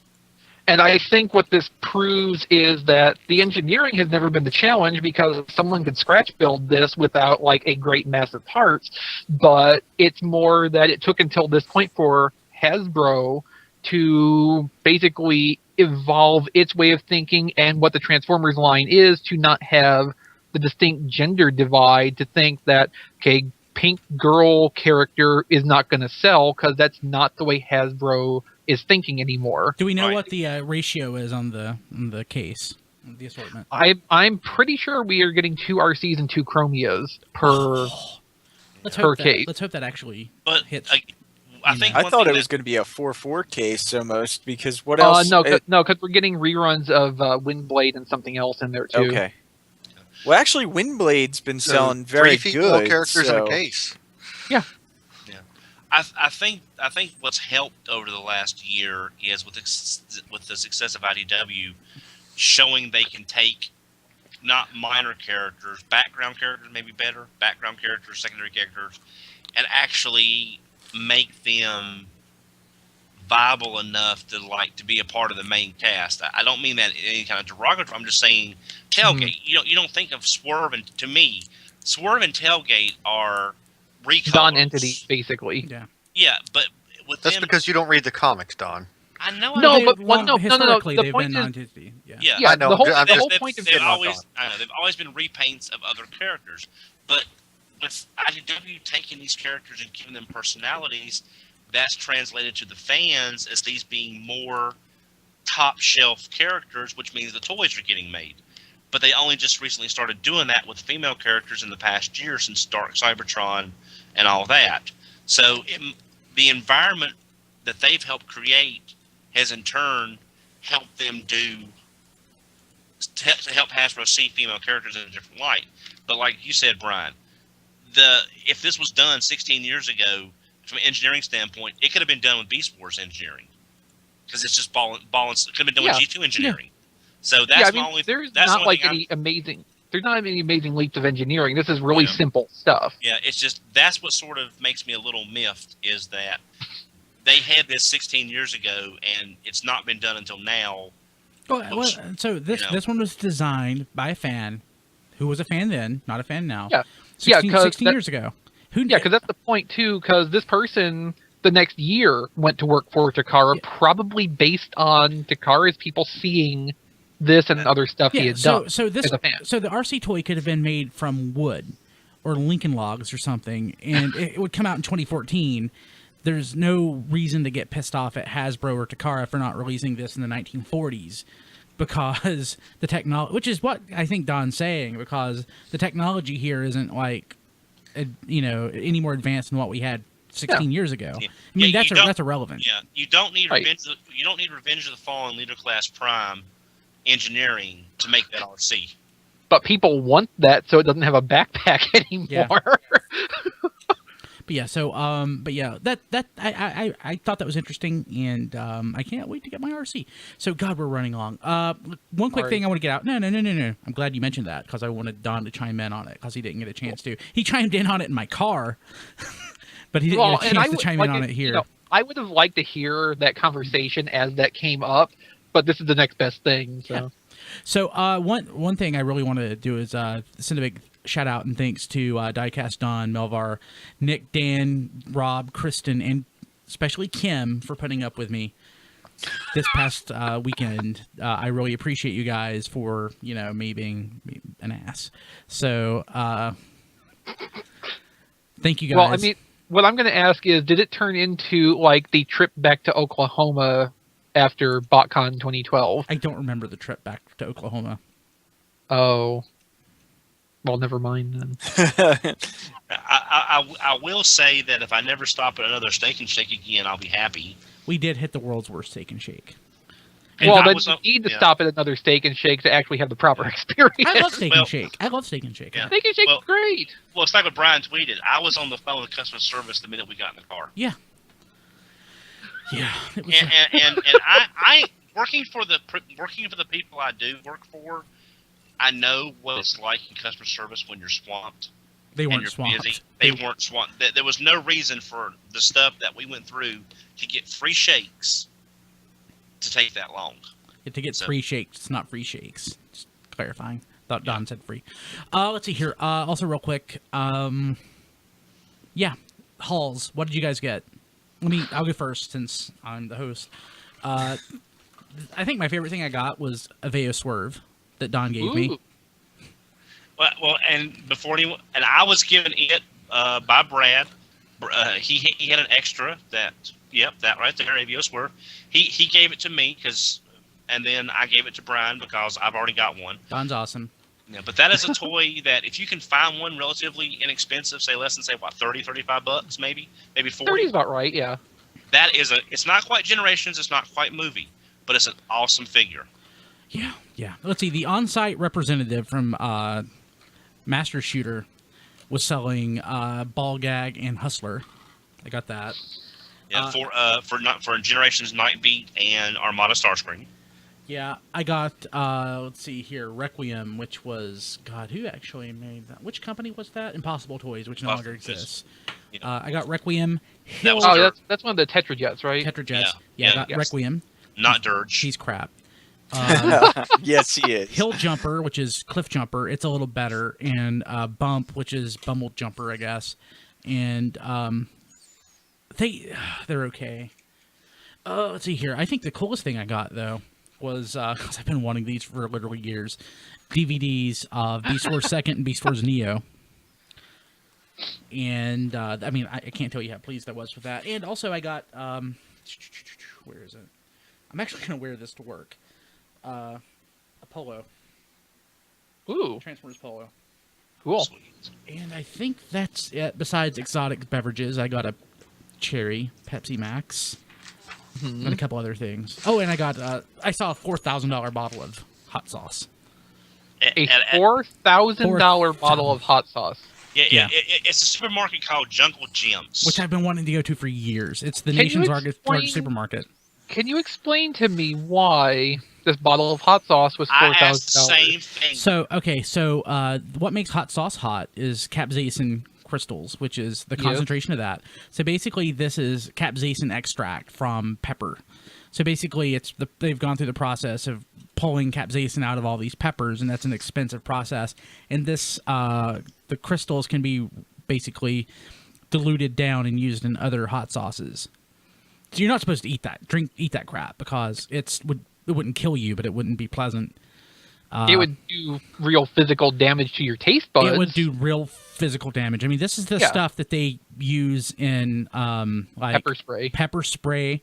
It's the stuff they use in Icy Hot or Bengay. So I mean, Capsaicin injections are used to treat like severe arthritis, yeah. So this stuff, like in joint injections. yeah. So yeah, this stuff is not meant for consumption. So it's expensive. I did buy a $9 bottle, which I didn't already have. I saw they had like 4 aisles of hot sauces. Oh, I just love that you talk about this like you have a hot sauce collection, which I have no doubt that you do to some degree, but it's just like, yeah, I mean, you made fun of Supernatural fans. Kim makes fun of you for liking Transformers and, hot sauce. I mean... I don't have a hot sauce collection. The most I've ever spent on hot sauce, a bottle, was like $20 for 3 ounces. But still, I mean, you said you bought a $9 bottle that you didn't already have. Yeah, well, that's true. Although if JD was here, he would probably point out that you would probably have bought one anyway, just to have one that wasn't opened yet. Maybe truth to that. But the store had. I mean, like I picked up at the same place. I picked up some, like I said in the pre-show, the RC10, which we don't get down here. RC Cherry RC, I got that. Yeah. And but I went through there. They have an automatronic Robin Hood. Animatronic, sorry, but it's an auto talk feature. When you walk under it, it sets off the thing. He goes in the whole spiel about keeping prices low in this forest of Nottingham, and if you're aligned with Sir John, you can't shop there, and all that kind of stuff. But I was walking through the British food section. It's like I've died and gone to Chris McFeely's local supermarket because it was just stuff that I've heard about for years on British television, like Jammy Dodgers. I finally know what a Jammy Dodger is, Wow. and all this other stuff. So it was so cool to see stuff that I've been hearing for years, but not actually knowing what it was. So Don, what were your at the convention? What were some of your major gets? Don't go to sorry. all of it because no. Oh, I love Jamie Dodgers or Jimmy Rogers or whatever that was. No, I picked up the first 3 Warbitron figures. I've been trying to ignore them. I thought you had those already. No, I was trying to ignore them, and then I realized I was being stupid because it's a Bruticus and it looks awesome. So yes, thank you, Diecast. So I picked up those. I picked up the Master Shooter 2-pack with muzzle and swindle variants. Ball gag, and Hustler. Gotta get this right, or people will Okay. say things to They've us. got to get a different Master Shooter representative there this next year. That insane Galvatron guy is, I get tired of seeing him at these conventions. They need to get one of their people from overseas to come over. And I picked up I picked up 4 DVDs. 2 were the same that Brian got. that I picked up for a friend of mine, and I also picked up for me 2 classics of the '90s, Bionic 6 and Mighty Orbots. Was Mighty Orbots 90s? Was it? 80. I'm sorry, 87. 87. Okay, that's better. 87, Melvar, what about 87, you? What did you get? Oh, I got Columpio. So gorgeous. Columbo. Oh yes, Columbo. We talked because about this. yes, I was avoiding them, as with all the third-party Dinobots. But I don't know, some jerk there at the show had them, and I saw how gorgeous it was in person. What a dick! They are yeah. gorgeous. I did not think they would be so nice. And the fact that it was probably laying on your bed also. Yes, jerk. Yeah. I spent most of my money in Artist Alley actually. So, Oh, but what'd you I did get like the most awesome Wreckers blanket ever. Yeah, that is awesome. Cool. Where did that? Who made that? I got this at the Shattered Cast table actually. Awesome. Those Shattered Neat. Cast guys. Neat. Love it. And And I just want to point out, Insane Galvatron is my hero. I'm not actually tired of seeing him. Yeah, he is a great guy. I really like him. and Yeah. I hit up Insane Galvatron and bought a bunch of Master Shooters but yeah, most of my money went to Artist Alley. Master Shooter needs to give him a promotion. Yeah, definitely. So, Diecast, what did you get? Most of my money went to their exclusives that they had. So I ended up picking up their Blue Azalea. I guess is. I don't hate that in person. I thought I was going to hate that. Oh, I wanted really this nice. mold. I love the colors. I wanted this mold, and I did not want to get the RC mold since we're getting the Generations RC. So Hasbro, if you're listening, if you make the figure, I won't buy it in a third party for the most part.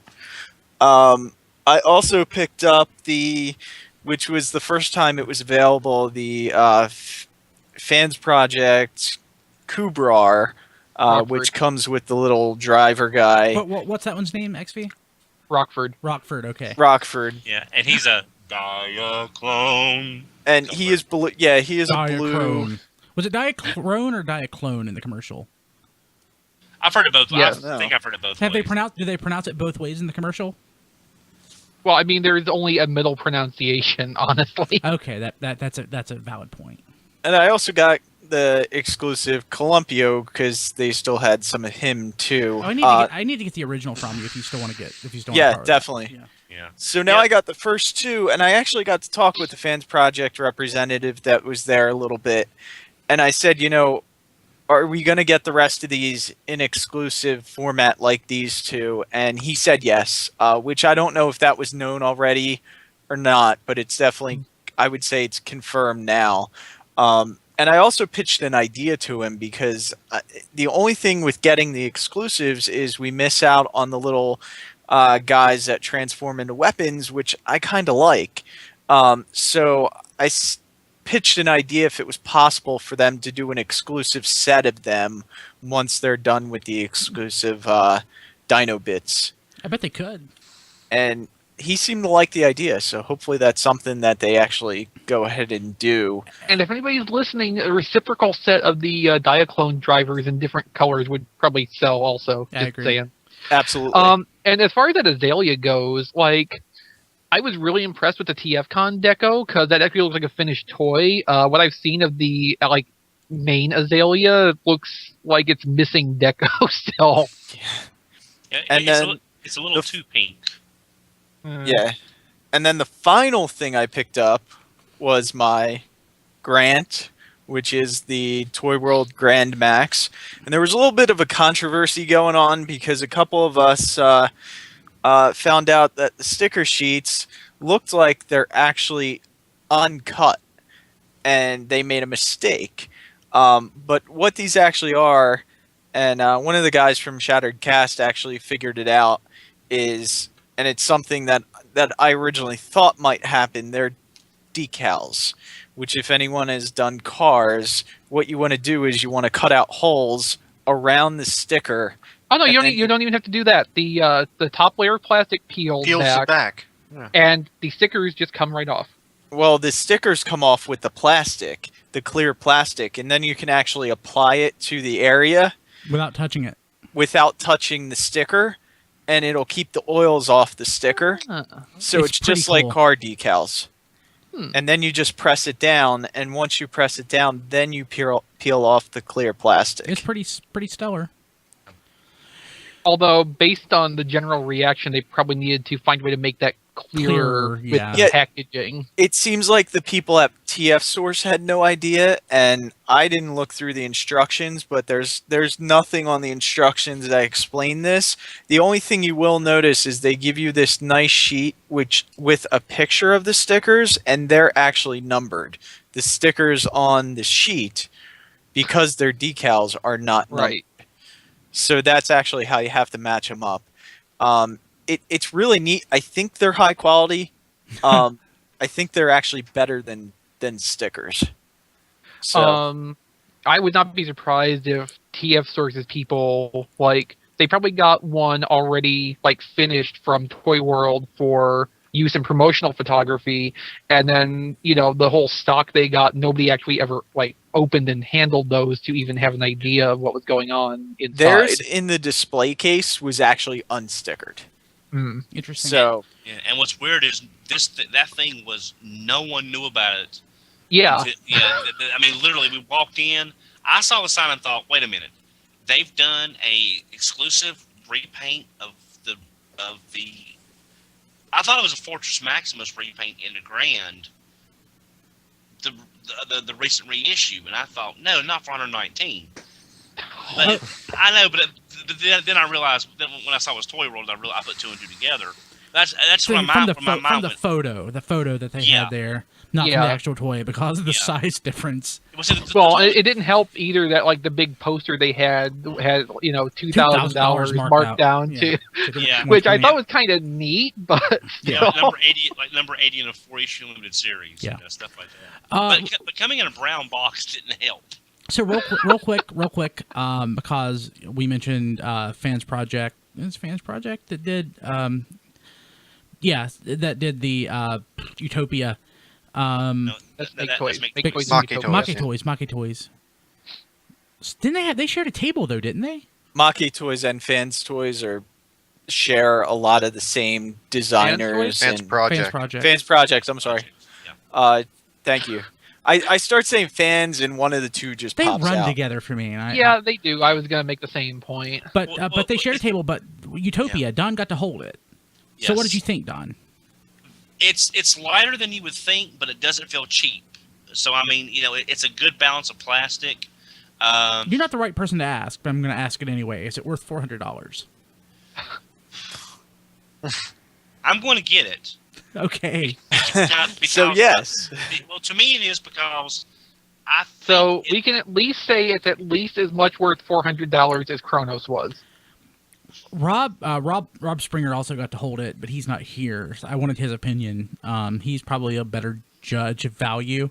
It's I don't- probably as big as. Oh, excuse me. I don't know. I've seen both their collections, and Rob's collection's bigger, so that may not be the case. Yeah, but it's just I just think that if I'm going to get basically here's a short version. I'm going to get Quantron, and if I get the Maki toy, if I get Utopia, I can do some deferred financing and special, just all that. I can spread out the payments, so it's not as big of a hit as it would be for some people. That but I prefer that immensely compared to the Generations Metroplex. I know there's some people on the fence. It's just, to me, it's a better looking Metroplex in both robot and city modes. Yeah. That, And again, like that's me. I can see the merit to both of them, Yeah. honestly. Because, the Make Toys one is very much more in the visual style of the original design, but the Generations one's actually a toy. My opinion of it flipped seeing it in person. I'm now pro Utopia. I was totally anti Utopia, and XV cannot reach Utopia and grab it. So, let's see here real quick. No, So- there's just a weird noise outside, that's why I'm... is it scratching? Where? No, it might be the UFOs, though. So okay, so guess what? 50 minutes in. Let's jump to the news. So BotCon, BotCon 2015 out of nowhere, just is in Chicago. Hey, when was that announced? In the middle of TFCon. And so it's no actually the start of DFCon. It's no secret. It's no secret. It's no secret. But we did see Pete Sinclair from Fun Pub walking around. I saw people mentioning it, but given the people who were saying it and I didn't see any face shots, I wasn't sure if they were actually being serious or Rob not. And I walked by. He's like, "Hey, Pete." Pete nodded at me a couple times because I don't know Pete well, but I know him enough. He recognized me. I'm certain. And of course, he knows me. He dropped off flyers. Some of the people in the dealer room actually had flyers. We were wondering how that happened. I thought that we might have printed that off. They might have had that printed overnight. So he dropped off BotCon flyers. Yes, BotCon the vinyl hang things like like the RFC one that we have at conventions. Vertical banner. The really nice one we have. Yeah, the one that John did. Well, it's actually in Phoenix Run, Pheasant Run, Illinois. And everybody who was local was kind of perplexed by that.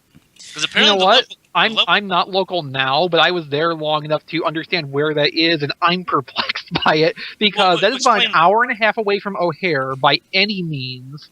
And it's not even near the tollways or anything. It is like as far away from major transit as you can get.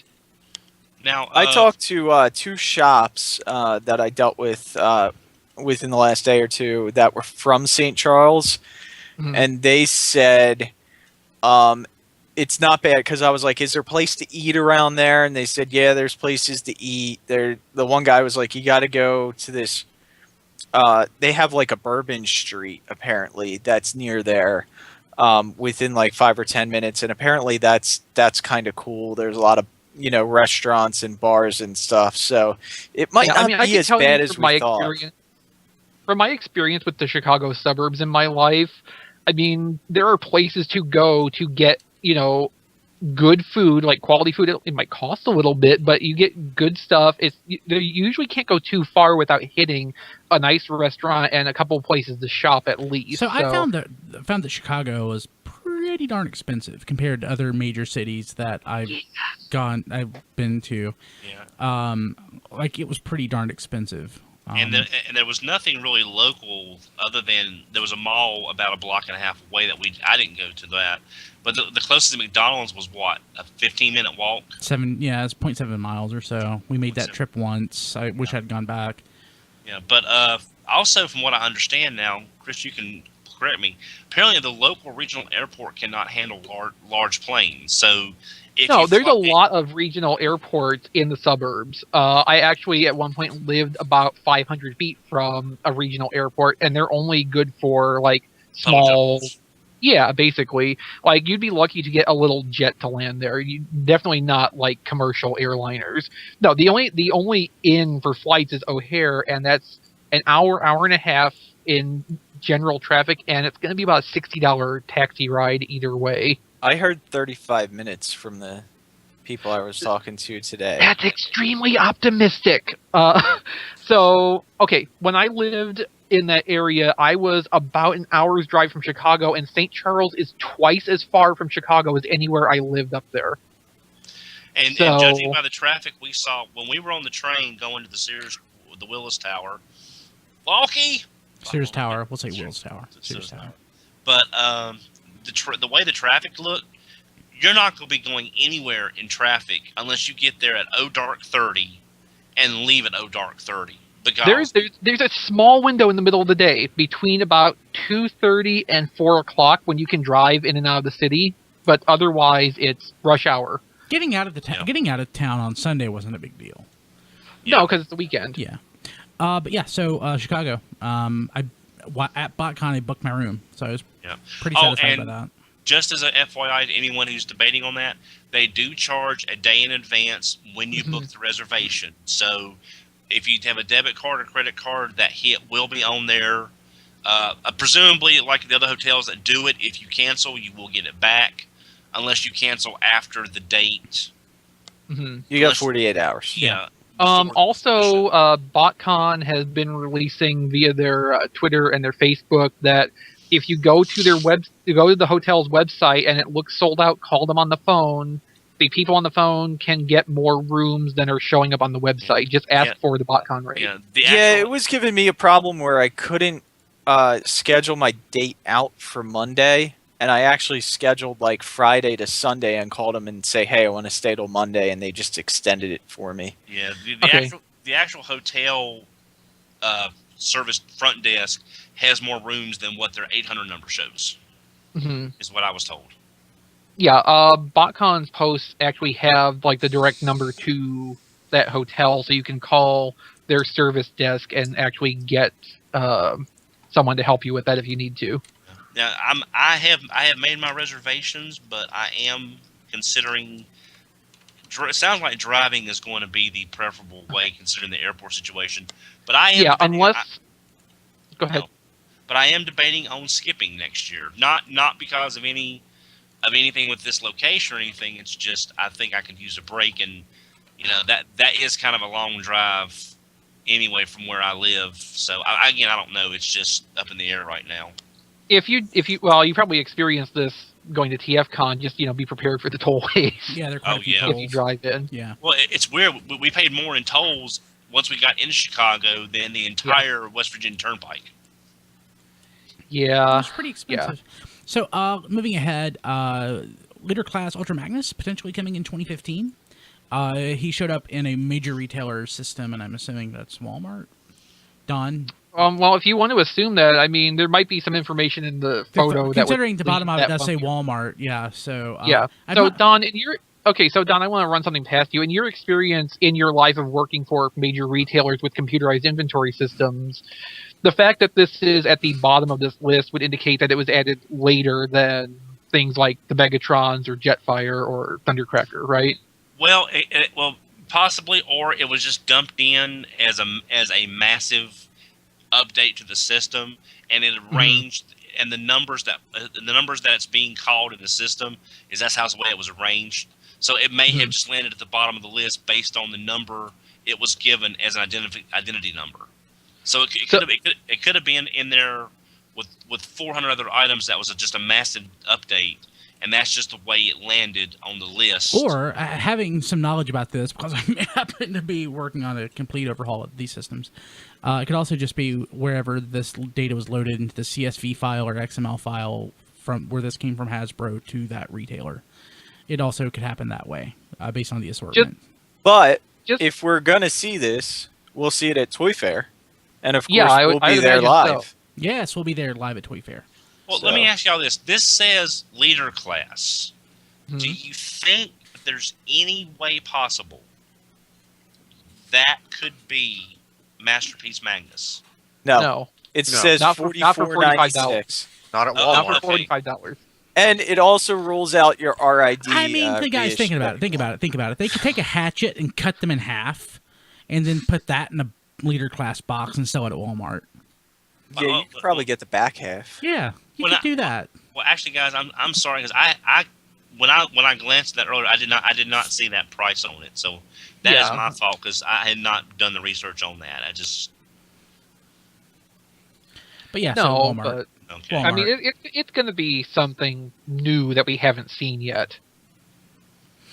Yeah, I want it. I don't even know what it looks like, but I want it. Yeah, he doesn't even know what it looks like. He's like, Well, no, I mean, That's I've not already important. It's Ultra Magnus. Okay. What it's going to be? It's going to But be. like, I've already been having the internal debate, which I vented some of on Twitter last night. Like, do I want to sell my City Commander, or is having a white Prime inside my Ultra Magnus important to me? And also that's just the pretty position. cool. Just the position City Commander holds, too, because it's like, the first real third-party thing I bought. It's kind of the first third-party toy as we understand the idea now. I'd keep it. Keep it. Maybe. Yeah, keep it. I didn't see that many City Commanders, or any, this past There weekend. wasn't any. Yeah. Well, now, are there any toys that they've come out with that can be recolored into Magnus? Or What? I I'm don't sorry. know. Can you try that again without the yawn? I'm sorry. I'm just thinking, is there anything that they could recolor and make into Magnus other than just doing a 2-up of the 3-up of the titanium mold? Oh, please, no. Okay, so let's go ahead. So do we care about the the photos of Toy World D02 Muddy? Well, we should probably give some mention to how, like, there are 2 leader-ish scale Astro trains coming out. Yeah. Because, we're having another Oh. third party off here. Oh, hey Ryan, Animated Plastic just brought up a good point. I mean, he's saying that the leader class Magnus is going to be a repaint of the Platinum Magnus, which I forgot about even existing. No. I don't think that's going to be the case. You don't think so? Okay, so we have a couple of Astro trains coming. Yes. We have the one that is done by, is it Toy World? Who's doing this one? One is Toy Toy World, World, and the good one one is is the DX09. That DX9 one looks amazing. I already pre-ordered that. The DX9 one does look good. Yeah. The Toy World one looks, to me, you could tell me that was the G1 toy. And if I wasn't paying attention, if I just glanced at it, I'd be like, oh yeah, that's the G1 toy. It's the G1 toy with glasses, as I recall. Yeah, it's not.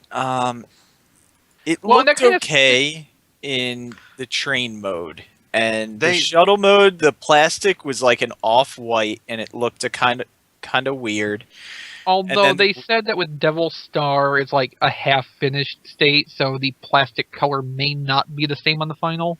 Oh, okay, well that's The white one, I guess the Toy World one, they had a prototype on display at the TF Source booth. At TF Yeah. Con. yeah. and And It didn't look bad, but yeah, the DX9 one looks better. Oh yeah, the DX9 one looks pretty flippin' phenomenal.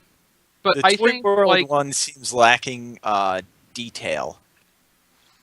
well, and it seems like between Devil Star and Grant and Infinitor, like somebody has gotten onto a bent at Toy World of, hey, let's take these G1 designs and, change the scale and add some joints. Yeah. And at least as far as Grant and Infinitor, I can't complain about that too much because I really want the Fortress Maximus in that scale with some posability. Because I'm never getting a full-size Fort Max again because that's just terrible. Too much toy. It's a terrible burden to deal with, which sounds like the worst thing to say about a toy. But And judging by the size of the head, he'd scale pretty good with these guys. it's like 9 inches tall. You know what's actually nice? They have a little power indicator actually in the And chest. it works with G1 headmasters. Yeah. Yeah, that's pretty. God, why didn't I get that? Yeah. I actually have Infinitor on pre-order. I'm not sure if I'm going to keep it, but I've got on pre-order right now. So did we talk? We talked about. Go ahead, Don. No, I was going to say the thing about the DX9 Astro Train is that, judging from the pictures and from what I've seen so far, you can't tell one mode from the other, except when it's. That's true. That's true. It does not. It does not bleed. They do not bleed into each other. Yeah, you can't tell that one's a jet. I mean, a space shuttle that's pretending to be a train. Yeah, vice the versa. bottom might have some visible kibble, but just from what we're seeing in the test shots there and these pictures, they look completely just you know. Did we talk about Apollyon at TFCon? The TFCon recording, was that out yet? I think a lot of us went ooh and ah over it. No, but during the recording that we did Saturday, I guess we did. Was that after the third-party panel? Because Was- they showed that at the third-party panel. They showed it at the third-party panel. Yeah, it looks nice, and this looks to me way better than Hegemon. Well, this is also like this is supposed to be like masterpiece Yeah. style. So, I mean, it's a little bit more advanced over Hegemon. But the pricing of it's what, $150? Yep. Yep. I am entirely satisfied with that.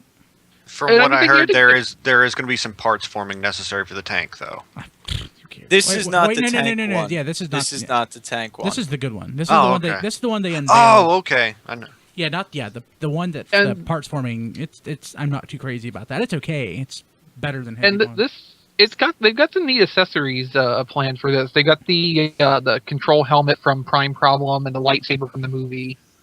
They actually came up with some neat stuff to throw in as extras. And what I learned Yeah. is Extra Transbots and KFC are like, one of the same companies, kind of like Fans Project and Make Toys, Make Toys. Yeah. They have a lot of crossover on their back end. Yeah. Yeah. But also just remember with this masterpiece, not Megatron, if you buy from anybody in the U.S., it's going to be modded. Yeah. True. Oh yeah. Let's see here. And one more third-party news item I want to mention. If you're looking at the show notes, I deleted a couple out because it's been going over an hour. So the Play With This 2 reveal of Jet Wash, which is an homage to Pretender Starscream. Mostly just want to take this as an opportunity to mention the Play With This 2 presentation. I'm actually really excited about this, more so than most of the other third-party stuff. Mostly because, one, they're putting themselves out there. We know who they are. They're all known quantities. They're not some sort of invisible person, out and about. They're people who have worked for Hasbro, directly or indirectly. And we already know them. At least a couple of them we know personally. And they're making some cool stuff. And they're doing things differently. So the toys are going to all be basically different. There's going to be homages from Transformers, potentially homages from Inhumanoids, and Don, maybe some Visionaries. Well, I know Hasbro recently reapplied for the Visionaries trademarks, so I'm hoping maybe there's some carryover to these as well with these folks having worked with Hasbro's product lines before. So basically at the convention, it was announced, of course, that Aaron Archer and Simon Furman would be participating with Play With This 2. Also, it's Rick Alvarez and Trent Troop. And we should have Trent on the show next week, not to talk about this, but to talk about some of the other things he's working on, as long as we figure out a time. But what I thought was interesting, the most interesting thing I heard all week, was Aaron Archer's comment that transforming robot fans should seek out transforming robot play and embrace it wherever they find it, which seemed like I don't know. It's not exactly what I thought he would say, but he did say that he finds, and this is my new favorite quote ever, most of the third-party stuff out there to be quote-unquote weird copies. And I agree. That is the perfect way to describe most of this stuff that we're drilling over. Weird copies is just phenomenal. But I really did think it was interesting that he sort of embraced this third-party culture. So well, the thing of it too is he's like gone and openly expressed very strong opinions on where third party stands in relation to Transformers intellectual property and such. And, working for a group that's doing things that are very much based on Transformers design, this is more than a bit of a reversal on his previously stated grounds. He also mentioned in his panel that, if Hasbro isn't going to produce what fans are looking for, they should look for it in whatever venues present themselves. Yeah. Mm-hmm. Because Hasbro is technically not doing the job 100% if they're not getting the stuff out that people are wanting. I said, I would have got I would have got the MMC Azalea in the RC colors if the Generations RC wasn't coming out. And I'm not going to hold Aaron to his opinions in the past because people's opinions change depending on their circumstances, and exactly. Points to him for just like embracing the new situation that he's entered into and not trying to play both sides. And again, my second favorite quote from Aaron was when asked about homicidal Optimus Prime from the movies. He said, and I quote, "I find it unfortunate." Oh, love that. Yeah. Love that. It's unfortunate, but it's so entertaining. What, Don? One thing I wanted to bring up, I know you cut out some stuff. Can we mention Dino King real quick? Since that was probably that's the big reveal, and I was kind of underwhelmed. Well, there wasn't that much to see. We saw it. We saw the prototype, and I'm like, yeah, it's great. Melvar and I were in line to go look at it, and we get up there, and then they rebox it. So yeah, as soon as we got up to the front of the line, the doors to the room opened, so they put it back in the box and covered it up really quick before we could actually see it. There's those guys with the blue shirts. Yeah. They're not allowed the people in line in front of us got a great look. But yeah. But it is nice that we're actually getting it as Dino King first instead of a Monstructor. Why does it matter? Because I have Monstructor, I don't have a Dino King. And No, honestly, that's I would rather nobody see it else. as Monstructor first, Yeah, just me because too. it's so hard to get an intact Monstructor. And this goes back to my opinion on third party stuff. Don, once you have this, you still won't have a Dino King. You'll have a third party Dino King. Well, it'll But- be out. Well, see, that's also like I was saying on that canceled Nova Lord. It may not be a legit Overlord, but it's still a representation of the character, and it's a damn sight cheaper than getting an actual boxed. and You don't have Overlord? No, I do. I'm saying for the people Okay. that are younger than me. of course who- he does. We've seen it in his background in the past. And like I think it's a good point too, because like yeah, you can't say that you have the legitimate article. You can't say you have a Grand Maximus, but if the third party Don can. toy, Don can, but Don I is have. special. But if you can have the third party toy based on that image and be satisfied for yourself that you Exactly. have an adequate representation, well, does it matter if it's the official or a third party? I mean, I have. Well, I mean, I'm gonna end up with an official brainstorm before too long because they're making one. But you know, any of these headmasters or any third party thing I have, if I'm satisfied with that as a representation of the character, it doesn't really matter to me that it's not like a G1 toy. Exactly. I don't want a And G1 toy. I agree. The G1 toys are horrible, and I Not think the one always, thing usually. I think the one thing the third parties really hurt were the guys that were selling official, like G1 toys, because I mean, why am I going to pay $800 for a really nice boxed, Ultra Magnus when I'm going to get, Yeah, Has this pushed the G1 collectors market toward the AFC graded stuff? Is that where we're seeing more? I hope not, because that's just. I mean, if there's one character that I'd like, if Optimus Prime is your character, if he resonates with you to such a degree, Like that- Ender does, like he does with Ender. like Ender, I was gonna say. if it means that much I to you to have a graded, boxed, sealed, hermetically sealed forever and ever Optimus Prime that you can treasure as it is in the box, locked in stasis for eternity, that's fine. But it's really the AFA stuff to me is like Beanie Babies. I'm waiting for the bubble to burst. Sorry, I forgot I have my camera on where you guys can see me. I just sitting here with my Salamor, loving it. No, but I mean, I think third party is helping to push G1 collecting to more of a niche than it was, because a lot of people who are more actively into modern toy design have alternatives. They don't have to buy the G1 toys to have those characters. Yeah. I don't know if it's going to go. I don't know if it's specifically pushing things to AFA collecting, but I mean, it's definitely pushing original vintage G1 collecting farther into a corner. Yeah. Let's see here. Quickly on tformers.com, we have a review of More Than Meets the Eye 34. And I don't want to get into it because there's so much stuff here, but you can go check out the Robots in Disguise, character bios, and season info information that is also at tformers.com. The major takeaway from this is just that they are already planning this to be 78 episodes produced over the course of 2 years. Holy crap. Oh, wow. Wow. Is this Produced, not necessarily airing over 2 years. So we know but produced. we know that Takara is going to air this stuff, but this is not a joint production. This is a Hasbro production. We have no knowledge of this being an active co-production, but Takara is going to air it within a couple months of the U.S. airing. So, It's they're they're working closely. Sweet. Okay, let's go ahead and jump to our live recording from TFCon, and we will be back in just a few minutes. Actually, several minutes. It's like 40 minutes long, but Oh, It's going to be a long show. We'll be back. so it's another 15th anniversary episode. Pretty much. Double. That means it's full of awesome and win. Yeah, and you should watch it. Okay, perfect.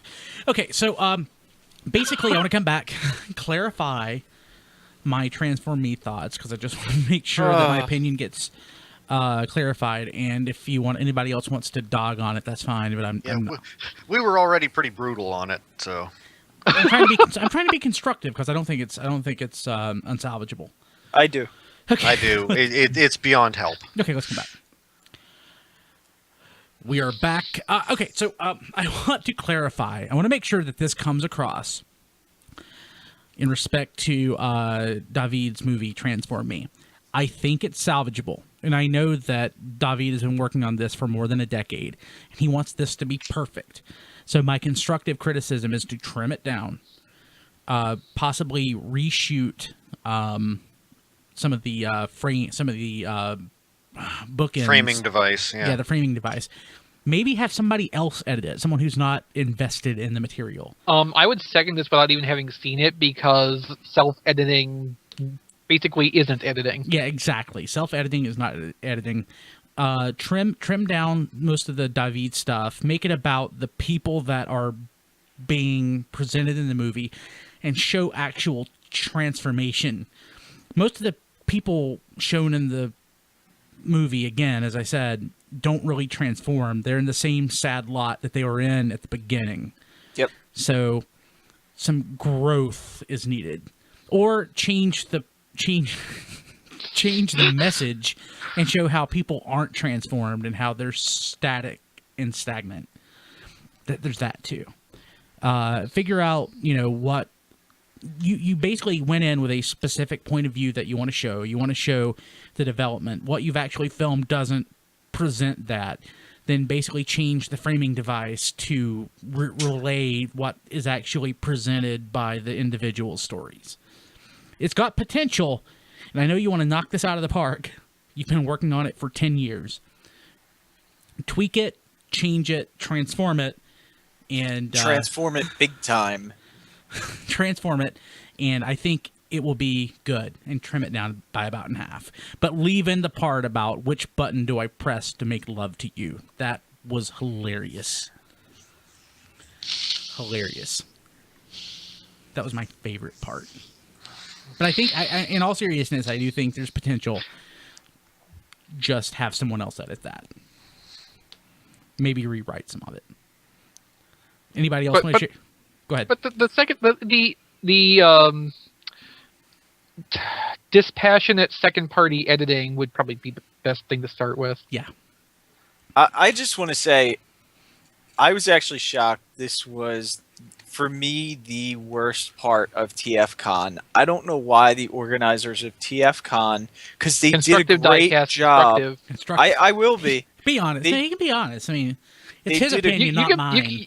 I know you can be honest, but I mean, this is something that somebody's put a lot of work in. Let's try to be constructive and not just rag on it. This is someone's life work. Right, I understand that. That's why I'm saying, it's constructive. Let's not rag on it. I think it's constructive to say how it made me feel, and maybe that'll lead to some editing on it. Because honestly, like I was saying, I don't know why someone at TFCon didn't do a pre-screening of this to see if it fit the criteria. Maybe they did. To be shown at TFCon, because it made me feel really bad about myself. So keep in mind, this has been something that David has been working on for years. Yeah. People have known about this for years. The fact that this was going to be shown is perfect. Is a perfect lure for the people who come to TFCon, because TFCon is not just a Transformers convention. It's a Transformers convention for hardcore fans. So hardcore fans already knew about this and they wanted to see it. Right. And Don's in it. So. But. For 3 seconds. He was so obsessive about the collection, and I didn't understand what it was about, because there was 3 things in it. There was basically, the story of David, the title Transform Me, which I don't know what got transformed. At one point, there was a psychiatrist in the video that David was talking to, but David didn't change at all. The only thing that actually came out of it towards the end was that he actually found a wife through his hobby. Girlfriend? Yeah. Sorry. That's a positive thing. Which the movie started saying that he didn't have a girlfriend. It ended with him having a girlfriend, and it was a funny joke. We waited an hour and a half for the payoff. And then basically he said, "My girlfriend's made in China, just like my toys," which was kind of, That may need to get edited out. And all the breast shots and all the leg shots. Up the leg and the like, objectification of women. It's a little... I mean, he had two girls that he did not know go into his condo or apartment or whatever, and everything was Transformers. There was no room to walk. He had Transformers sheets with a bed laying on the ground, and it was almost like it was the worst possible representation of the fandom. Maybe not the worst, but one of the worst representations of the fandom that you can... I felt really bad about myself when I left that convention, and I did not want to go into a dealer room and spend money. I almost wanted to go home and burn my whole Transformers collection.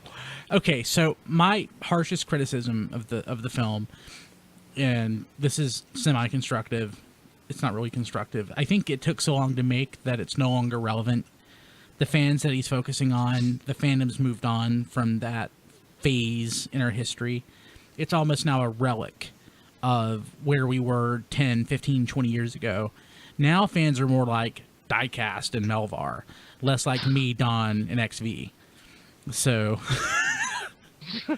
So the Dons and the Bryans and the XVs of the world, they get it. They live that. But, fans who are normal... I mean, it's kind of funny. We actually have had... The fandom has transformed in the time it's taken to make this movie. Because a lot more of the fandom is, professional and, family-oriented. And it's not... like you said, you, me, and Don kind of represent a fixed point. And the fandom's kind of moving on to something beyond that. The fandom has transformed, and I haven't seen the movie, but if you could do it if you could make this work to represent that, the shift from what the fandom was 10 years ago to what it is now, Transform Me could still be a relevant message. Yeah, absolutely. Yes, yeah, absolutely. Of course, it'll take another 5 years of filming to get that through.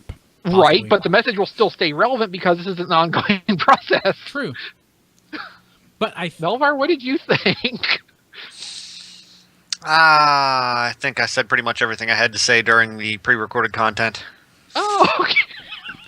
I don't want to rag on the guy. I really don't. I don't want to because rag I know he worked hard on No. this. But also, it's just like work or anything else. You want honest feedback to get better. Yeah. And I'm sorry if I come off rude, but that is my honest feedback on the video. I don't think it needs a little bit of editing. I think it needs a lot of editing. Haters gonna hate. Haters gonna hate. I really want him to focus on one story and, have a start, a middle, and an end. I think focusing on several fans is fine, but you don't want to focus on Mr. Optimus Prime. I mean, he's not one of the guys that I would necessarily focus on. No. I mean, I don't... No. So let's just leave it at that for that particular... No, I mean, you can focus on a number of people and still have a cohesive story that you tell throughout it. Documentaries do that all the time. Documentaries don't always just focus on one individual or one specific group. You can jump around. So somebody I would focus on, and I'm not joking when I say this, Walkie. Like, think of Walkie. When Walkie first joined the fandom, he was this young kid. He pretty much sat around on IRC all day, and he ended up going to college, drawing comics about nerds who like robots. And now he makes his living, with a wife and a whole slew of fans that he actually has gone through a transformation. I mean, heck, not that I want to be in it, but I've gone through a transformation. I was doing this stupid podcast thing back in 1999, and I've been able to hone skills and actually use this experience to get work. And I have a pretty successful career right now, and a lot of it's because of the work that I did doing this podcast. It's not necessarily, my work now doesn't tie directly to it, but it opened doors to me to get to where I am now. There's all sorts of examples of people who, through Transformers, in some respect, have been able to grow and evolve. And it isn't really presented in this movie. Mm-hmm. So... Yeah, I mean, I think that's our underlying point. There is the story to tell that represents what the original message was, but it may not be coming through in how the editing has been chosen to be done, and it needs more hands in it probably to make sure the original point still comes across. Exactly. I agree. Okay. Anything else, guys? Good gracious. I had something before, but I kind of lost it in all this. Long show. Hopefully people will hang around. My gosh. It's a long show. It's been such a long time. God, I want to fit in Boston whenever I can. I love Boston. It's the greatest band ever. It really is. Well, and I'll just say it was great to meet all the fans, and if you message, I don't know about y'all, but if you message me on Facebook or if you message me and I don't remember, it's nothing personal. It's just He's so old. many. I'm old, and in between dodging cat attacks on my ankles to get to the keyboard, I may forget from being shell shocked. But I really enjoyed. I just don't want to. I don't want to understate how nice it was to actually finally meet Dan and Nick. We hung out the entire time, and those guys are great. And thanks for putting up with me. And again, apologies to Kim. She's already told me this was the worst vacation she's ever had, and I owe her 10 vacations. So RFC cruise. Kim is such a good sport. I guess you won't be tagging along to BotCon next year. Oh, she's TBD. I think she wants the vacation. She wants to get out, but we just have to figure out what we're doing. I've actually got my room booked for 5 days.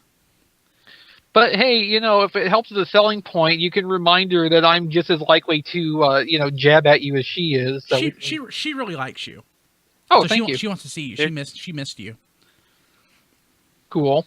Yeah. Kim was a lot of fun at CharterCon. Kim's a lot of fun in general. Yeah. Yeah, I mean, it's nice having somebody else that will just give you crap nonstop all the time for the entertainment of everybody around. And she's type A, so whenever something needs to get done, I throw Kim at it, and it gets done. It's really good. Yeah, we pretty much all That followed her around Chicago. Yeah. So She That led the sounds charge. really terrible when you put that like that, though. It's okay. But we had a blast, so... Okay, so that'll do it. We'll be back next week. Thanks. take care, everybody. So sorry again, it was so long. if someone's still around, You need to skip over all that pre-recorded TFCon stuff. yeah, it was mostly that's your one chance to get Rob Springer in this episode. Oh, well, you better watch it then. Yeah, that was that setup. I mentioned this. That setup was not my best work. I figured that I wouldn't need like my mics and everything, and that I could just get it with my Zoom H4n. I had to do quite a bit. I had to do quite a bit of cleaning up to get that to come out as well as it did. Well, I bought that camera that I used to take everything, all the footage with, and it worked pretty well for the footage in the con, but footage in Don's and Melvar's and Diecast room didn't come out that great. But Well, we had like no lighting either. yeah, that's kind of the thing too. If you plan to do like real like video shooting on location, you need to bring some lights. oh yeah, exactly. Yeah, that one fluorescent light on the desk really wasn't. Yeah. Hotel rooms don't have enough light. Yeah. So. No. So yeah, it's not like normally at a convention I have that big box of stuff that I brought with me. I didn't bring it this time. Although for That's my because next there trip, wasn't I any room in probably- the car. For my next trip, I'm probably bringing a big box of stuff like that. I wouldn't have brought it anyway. If there was more room in the car, I wouldn't have brought it. Carrying that crap around each year is just kind of a pain in the butt. But BotCon, I may change my tune and Well, in BotCon, we can probably collaborate on bringing crap also. So yeah, pretty Or excited. maybe even split a table, possibly. I don't think we want a table. I kind of felt bad. So the Shattered Cast guys had a table, and I'm like, haha, that's something that you kind of learn that you don't want to do. But then I'm like, oh well, they're actually selling stuff and they're having fun. I kind of want a table again. I'm like, like Rob, why didn't we get a table? He's like, it was a bad idea, dude. Don't want a table. And like the table at SharterCon was kind of fun because it was a completely different context. And we felt okay walking away from that. Yeah, I mean, we didn't like have stuff there that. Yeah, we weren't selling stuff. But walking away from a table at BotCon, Yeah, you don't want to do that. No, you don't. Especially because the people beside us got pissed off because we were the buffer from like shoplifters on the side of their booth. Yeah, Oh, Brian, one thing I wanted to mention. I know we're wrapping up. Sorry. That's okay. I'm just rambling at this point. Yeah. The Collectors Club sent out an email. The last of the subscription service 2.0 figures are in their store. Rewind, Chrome Dome, and Tread Shot. Now, this was as of around 4 o'clock this afternoon, so I don't know what is left, but so what? They're not going to sell Eject? No, Eject was only available to subscribers to the subscription. Yeah. Oh, so they're not okay. No, there are no extras. Okay. There are no extras. Rewind is up for $49, which I mean for a club thing is not terrible. Not terrible, but for that toy, $49. It's a club thing, though. I mean, you know. I love that toy. I don't know. I mean, too, but it's a nice toy, and that's about 2/3 of what I spent on the original release. For both. Yeah, for both. Yeah. Now I will say of what's up, the Tread Shot is the most tempting, but I have Tread Shot. Tread Shot is awesome. You can probably do without at that price, though. I love it. If I were you, I would go on eBay and look for a better deal. It's probably my favorite toy from. And Tread Shot's the only one of those figures that I bought, and basically, like I don't feel the club value in it. I paid about $50 and a little bit of shipping for it, and it feels like a retail recolor.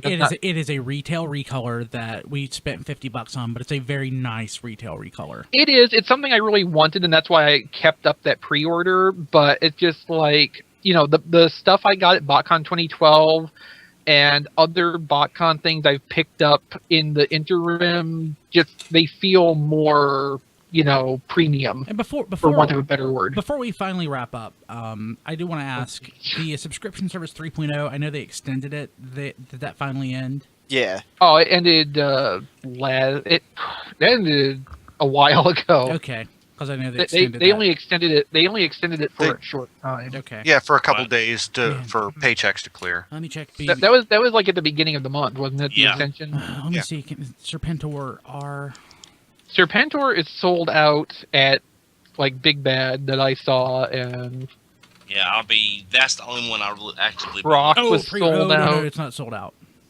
Expensive though. Yeah. Yeah, everything had been sold out at one point, but then I guess they got the okay to list more. So. Okay. But like Rewind for $49 on the club site's probably better than you're going to do anywhere else. Since Rewind's, representing a popular IDW character. Yeah, you can get that for about the same on eBay. Okay. Because I looked, that's where I got my Rewind and Eject. And before I press the button and end the show, I'm looking at Big Bad right now, and they have the Toy World not Astrotrain right beside of the DX9 not Astrotrain on the front page. That's highly unfair. Poor Toy World. I mean, at least put them like on different rows and not in the joint column. Oh, speaking of Toy World, I just thought of this, Brian. I'm sorry. I saw their not gold bug for the throttle box. Not combiner. Their cliff jumper is going to have a different head, but we don't know if the cliff jumper should be able to combine and replace gold bug in the Gestalt. I forgot that was the thing. But I know, right? But Toy World, TF sources who I talked to, they don't have all the information yet. They got the production samples in, but if you like the Toy World design but really don't want the whole set, we are getting a cliff jumper with a different face, cool, and a slightly retooled body from the gold bug. And just one more thing before I press the button, I do realize, and hopefully you guys do too, that nobody is listening at this point. Everyone stopped at the end of the TF Con segment. So, puppies. Why not hit Megatron with the car? I already just ended it right there. Puppies. I love puppies. Okay. But not roosters. No, God, I hate roosters. We had roosters for a while. They kind of just roamed around and minded their own business. They were a bunch of cocks. True. No, they were pretty mellow. Okay, so I probably need to go so I can put this together. What's this? Oh, That's what? the Q series, the Transformers Q. Oh. Screw- Yeah. Who cares? Oh, there's a Trax. That's hideous. Trax Oh, is yeah, never a good it's thing. Trax. I mean, that's just ugly. The vehicle mode's not bad, but the robot mode just looks terrible. Trax would never look that bad. He would rather be dead than look awful like that. Which tracks is that? G1. Oh. Okay, so people watching live, I'm going to have to kill this so that I can get the show put together and go to bed. So we'll catch you later. All right, hangout's coming up.